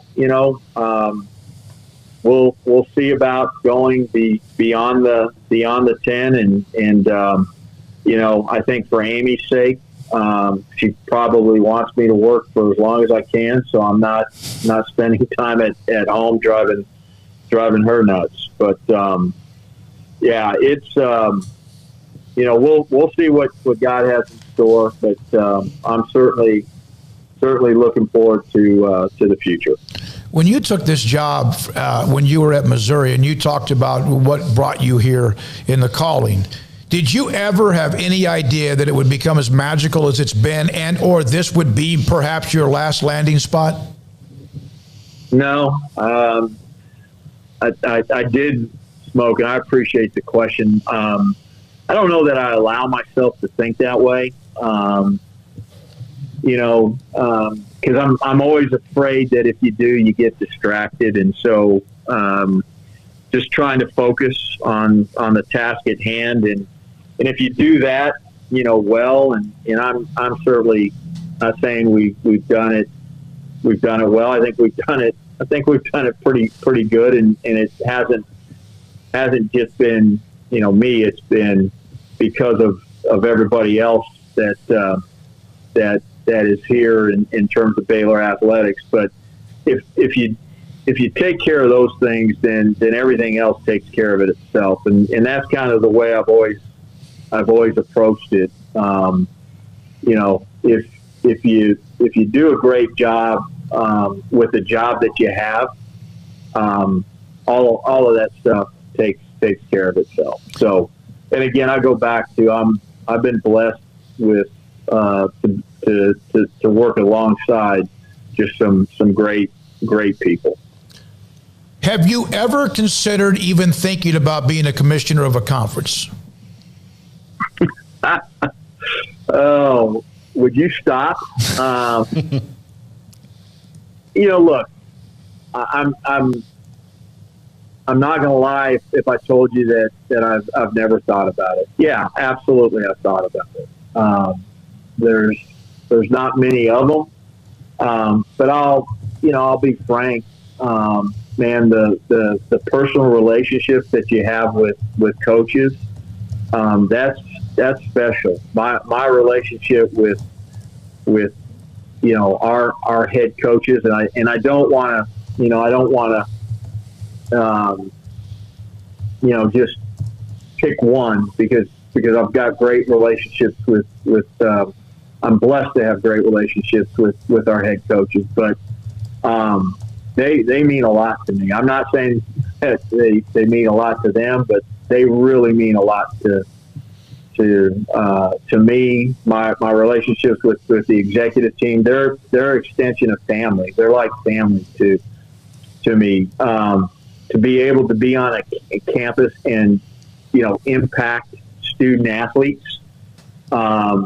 And preparing champions for life. If you become a commissioner, that takes you just one further step away from that impact. And I'll tell you, somebody said to me after we lost to North Carolina men's basketball, 25 points down, and you work that hard, and you get into overtime, and you lose. I mean, the worldwide sports, years and years ago, the agony of defeat, that is agonizing. And somebody just said to me, well, hey, if you were ever a commissioner, you wouldn't have to feel that. And they're exactly right. But that's the beauty of having a team and rooting for a team, and that team being part of who you are. That's the beauty of it. And so I don't know. I think that would be hard to remove yourself from, and then finally, I'm not sure that you're supposed to do it as an athletic director, to be on the sideline yelling at officials. But you definitely can't do it if you're a commissioner. So. Oh, and speaking of Kansas, Kansas won it all. How about Kansas, huh? Yeah. Happy for Kansas.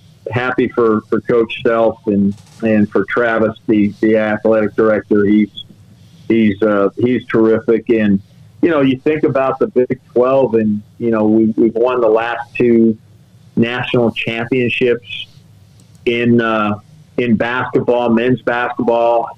I think it was in the late 2008, maybe I'm wrong there, but I saw a stat. It's been a while since the conference has done that. The last conference was the ACC, and so thrilled and excited for them. And again, you think about the Big 12 and the last two men's basketball national championships this year in football. Two of its programs go to New Year's Six games and win those both. So, hey, the future is bright, and I'm glad to be a part of it. So, Mac, my last question and back to Bob Bowlesby. Can you try to put into words the recovery, the reaction? Obviously, when you have your knees cut out from under you in late July as a conference, with what happened, the story involving Texas and Oklahoma, and Bowlesby and everyone could have folded their tents, and I think most people probably hope they did. Can you try to put into words, no matter how popular a person he was with any of the fan bases, what he was able to do to salvage the conference, the cease and desist, and then expand it? Yeah, I think, there are a lot of things converging on it, right? One is, making sure that you select the right institutions, and having to then do that in a really timely manner, so that this narrative that the Big 12 is unstable, remains with you, and then becomes a reality. And so for the commissioner, for him to react and do it in a timely manner, and then absolutely I think hit it out of the park with the 4 incoming institutions.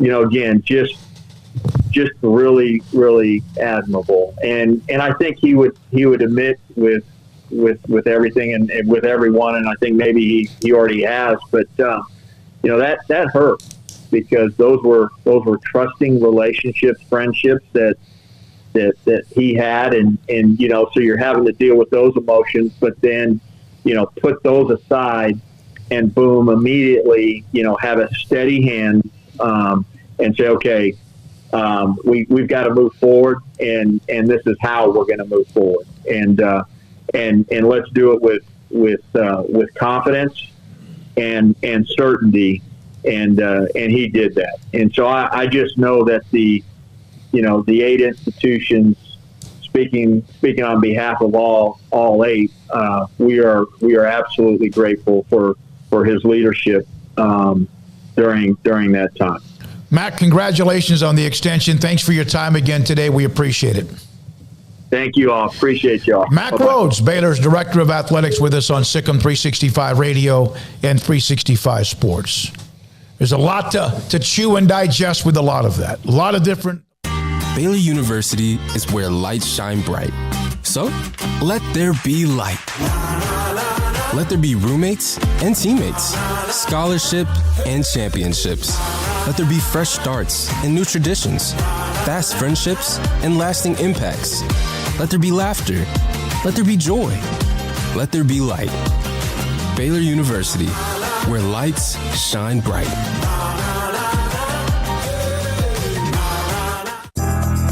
Riverbend Liquor and Wine, Lakeshore Drive at North 19th Street in Waco, is a hidden gem. They've got a great selection of spirits, wine, and the most extensive selection of craft beer in Waco in their gorgeous walk-in fridge. And they have an amazing array of high-end bourbons like Pinhook, Weller, Buffalo Trace, Brush Creek, Hotel, Garrison Brothers, Thomas S. Moore, Hooten Young, and Bardstown. Great customer service and a convenient and speedy drive-through window. Riverbend Liquor and Wine. Find out more on Facebook and Instagram. It's plain and simple. Waco Custom Marketplace is the one-stop shop for what you need for tailgating, from charcoal, cold beer, and wine. And, of course, customize your order with brisket, tri-tip, sausage, wings, smoked pork tenderloin, country style or pork spare ribs, marinated beef and chicken fajita meat, ground beef and chili, meat, hot dogs, and burgers, buns, seasoning, sauces, chips. There's fresh baked bread and kolaches every day, breakfast sausage links. And you can also customize your favorite cut of steaks from Select, Choice, or Prime, bacon wrap fillets, ribeyes, New York strips, sirloin, T-bone, and porterhouse. Full service butcher shop includes pork, poultry, beef, chicken, and seafood, serving Waco restaurants and families since 1940. Your one-stop shop for beef, pork, poultry, and seafood needs. Waco Custom Marketplace, 425 Lake Air Drive, or WacoCustomMarketplace.com.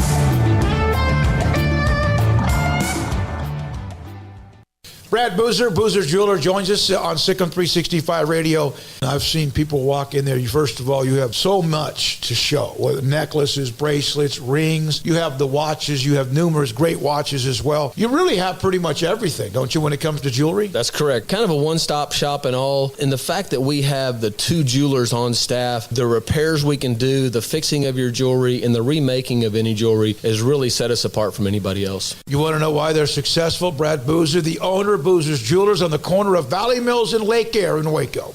With so many companies and policies out there, it gets so confusing shopping for insurance, and I never know if I'm getting the policy that's right for me. Luckily, I met the team at the Niche Group Insurance Agency. With the Niche Group, you can go to one company and get access to coverage options from many insurance carriers, and you get to speak to a real person about your specific coverage needs. With the Niche Group, I know I'm getting the right coverage at the right price. If you need insurance, talk to the experts at the Niche Group at 1-800-258-8302. One size fits all. That may be all right for an adjustable belt or cheap sunglasses, but when it comes to your financial needs, no one wants a one-size-fits-all strategy. Ben Erlinson, your Edward Jones financial advisor, knows that his most important goals are yours. That's why he takes the time to understand your needs, knowing you. That's how Edward Jones makes sense of investing. Ben Erlinson, 100 North 6th Street in Waco, 254-759-8533. Edward Jones, member SIPC. Welcome back to Sikkim 365 Radio. This is Paul Catalina's Top 5 at 5:55, presented by Champion Salon and Barber. To book your appointment, go to championsalonandbarber.com. Welcome back, Sikkim 365 Radio, 365 Sports. Top 5 ACC spring football questions. I'll go through all the Power 5 conferences, then maybe jump into kind of maybe a general G5 thing. But, we had BC right around earlier today, and so I thought I would jump in. We had Alexis Cubitt talking Clemson yesterday, but so I thought we would go ACC to start out since the big wave of their spring games is on Saturday. Number 5, can BC, Pitt, and Wake continue to improve? Is this a conference that is getting deeper? Because it is pretty wide open right now, and earlier you heard maybe it's not as much as we may think with Miami maybe on the rise, with Mario Cristobal and maybe Mike Norvell making some waves at Florida State if he can get them out of a hole, and then we'll talk about that in a second. But if these three teams can really improve, Craig, I mean, the ACC can be really interesting and keep improving because Pitt and Wake, they were in the championship game last year. Yeah, Kenny Pickett's gone. So I mean, that you get a once in a while type of player like that. I mean, that obviously helps matters. But they all had their positives. In particular, Pitt and Wake Forest last year, and Jurkovic coming back at BC. I mean, that should obviously help matters so long as he can stay healthy. But I don't know. That's the question. Can they? It sure seems like at least one of them should be able to possibly Pitt should be able to kind of keep momentum going on. But yeah, that's the big question. And can they do it in enough time to be able to really take advantage of the fact that some of these others have been down and, are on their way back up? Can you keep adding momentum while the FSUs and the Miamis come roaring back? That's the question. Yeah, absolutely. So that brings us to the fourth one. Can FSU actually improve? Can they actually do it? Can they? There's two things they really need to do. Overall. One is get an offensive line that can keep Jordan Travis from getting murdered and have pass catchers for him so that he can actually improve in the pass game. If you look at running back and quarterback, they're pretty well set. Wide receiver, they have a ton of transfers, all of whom will probably be better than the lot they had last year. The defense wasn't as bad as people may think, but the offense has just been atrocious for quite a long time, or so hit and miss, where you got playmakers, but you don't have offensive linemen. So if they can actually improve, then the ACC will look vastly different. But I don't know. I'm not going to believe it until I see it because it's been such a mess for so long. Yeah, I'll believe it when I see it. I mean, there's some things to be positive about, but I still feel kind of like they're in transition to a certain extent. I mean, you've kind of gotten some stability now at this point, but I don't really know who they are, what their identity is. I mean, could you tell me what the identity of FSU football is right now? Nope. I mean, they used to have it. I mean, yeah, that's what I mean. Is like the identity now is just the logo, whereas there used to be a little bit more muster behind that. And so yeah, there's improvements going on, but can they get back to like having some substance to the brand? Yeah, I don't know. Well, I mean, look, the best team in the ACC is Clemson. They have an identity. Their defense is going to knock you around, and their offense, outside of last year, is going to have the playmakers going to make your head spin. And Florida State used to have the best athletes in the country, save maybe one or two places. I mean, that's just where it was. Best athletes in the country on both sides of the ball, and that's just not the case anymore. Number 3, who replaces Sam Howell at UNC? I mean, this may have been a Pitt question, but we know it's Keaton Slovis at Pitt. UNC, even with Sam Howell last year, a guy who's probably going to be a second-round pick, might sneak into the first round, but let's not play games here with the quarterbacks in this draft. But if Mac Brown is going to take another step forward, he's going to have another quarterback that can win games for them. And UNC took a step back last year, and, they've recruited well, but it all is going to come down to the quarterback, Craig. And right now, Sam Howell's the best one they've had in a very long time.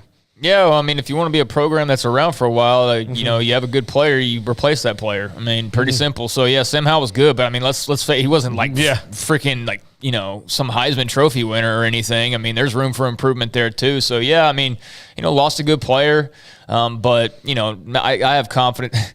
Well, I mostly have confidence in Mack Brown being able to find a quarterback, unless this is like a repeat of his last few years at Texas, and then that would be a little bit concerning, but I don't think that it is. I think that they'll be fine. As far as, how much of an impact they can make, I think that remains to be seen, but I do have faith that Mack Brown's going to have, and continue to have North Carolina more relevant than they've been in football in a long time. Kind of surprised that they didn't really hit the transfer portal hard, but maybe he's got somebody he likes. So you never know. Number 2, what is Mario Cristobal's immediate impact at Miami?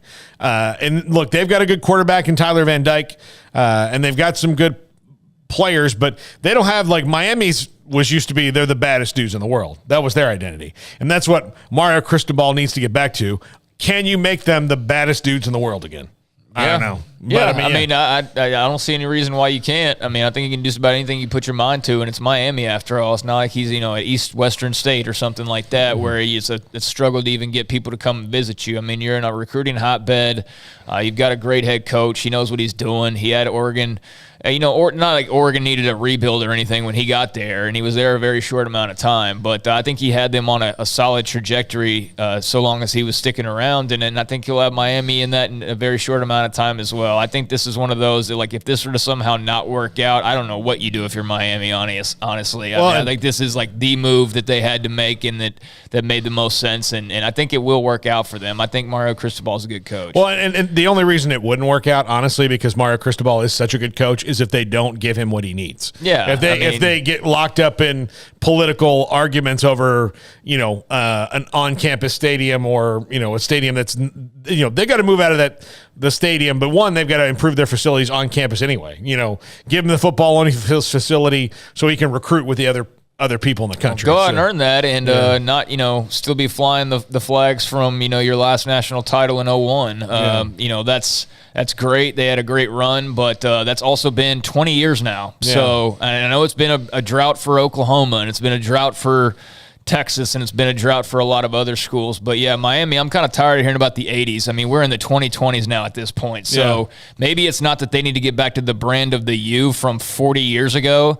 They need to kind of take some of that and then establish something different, that they're not constantly, every time there's a losing season or they're not winning a title, it's, well, we're just not tough enough, or we're not the bad boys of the 80s. It's there's more than one ways to skin a cat. I think you can do a little bit of what your identity is, but there's also, other options out there. So I think that they'll be fine, and they'll have some of that old U to them, but I'm sure there will be a Cristobal twist on it. Yeah. And number 1, who are the contenders outside of Clemson, realistically? I mean, it's Clemson, and then you have to kind of wonder about everybody else. I mean, I could, for the rest of the teams in the ACC, I could give you a reason why they might, but I'll give you a definite reason why they won't. Why they will not be a contender. And I think Clemson, look, they had a down year last year and they lost 3 games. They're healthy and they play a lot better. They'll be back to being Clemson again. I mean, you would think so. I don't Unless know if they've hit the wall. I don't know so. that they're going to get back to, that run that they were on. I think they might have a year or 2 in a row where that, I don't know. I mean, Clemson seems like they're built for the long haul. I'm by no means saying it's anything different than that. But, I mean, let's be realistic about what they were doing there for about 3, 4, 5 years or whatever it was. I mean, that's to the point to where, you lose 3 games and it's like, oh, my God, is Dabo on the hot, just craziness. So, outside of them, I mean, they're the de facto. But, I mean, Miami better be. They should be. I don't see why not. Florida State should be better. North Carolina should be better. I mean, even if losing Howell, they didn't have a great year last year, so I would expect improvement. And then you've got, the interesting moves like a Slovis to Pitt to kind of keep that thing going. So look, does Virginia get better under Tony Elliott with a good quarterbaberry they already have? With Vatek going to be back in the mix as far as being on the top of mind, because you think about it now in the ACC, we default to Miami, but you're like, oh yeah, Virginia Tech too, where that used to be right at the one of maybe the first team that you said sometimes, but But yeah, I mean, there's a lot of schools that are kind of within striking distance, I think. I mean, Clemson's got, a couple of miles ahead of everybody because of what they've been doing as of late. But it's an interesting conference right now. I mean, a lot of teams that aren't normally near the top that have flirted with it, and a lot of teams that aren't normally at the bottom that have flirted with it, and now a lot of changes, and it's not wide open, but it is to some extent. Yeah, look, I don't know who it is. It's one of those things. I mean, like, it's not going to be like what the Big 12 is going to be in 2 years, where we don't know who the best team's going to be with the new thing or who's going to run it, but it's interesting what's going on in the ACC right now. All right, thanks a lot to everybody who's joined the show today, especially Grayson Grundhafer, Troy Hutchinson, Art Strickland, Andy Backstrom all joined the show today. Thanks to Craig Smoak. Thanks to Jack Emery Armstrong. Thanks to all of you watching. I'm off on Monday. Smokey and Craig back together, and then all of us back in the studio on Tuesday. Sick of 365 Radio, 365 Sports. Have a great weekend, everybody.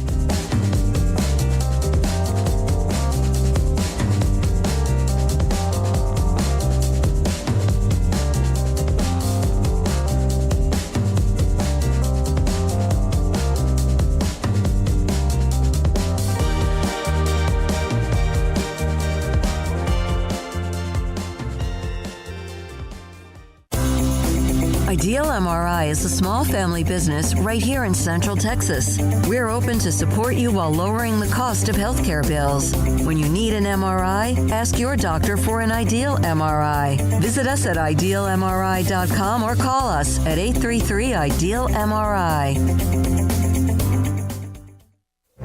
Stepping into the boots of a U.S. Army officer can add confidence and leadership skills to your son or daughter's career path. See all the things they can achieve in our boots at GoArmy.com. U.S. Army Waco Recruiting Company, 254-598-8131 or 254-776-1543. After my first car accident, I feared the biggest damage would be to my wallet. I expected a mountain of bills and a long, drawn-out process. But my Texas Farm Bureau insurance agent was there when I needed her and helped me get back on my feet and in my car in no time. Instead of a hassle, I got reassurance and a quick recovery. Stop by and see our agents at one of our 3 McLennan County locations. Coverage and discounts are subject to qualifications and policy terms and may vary by situation.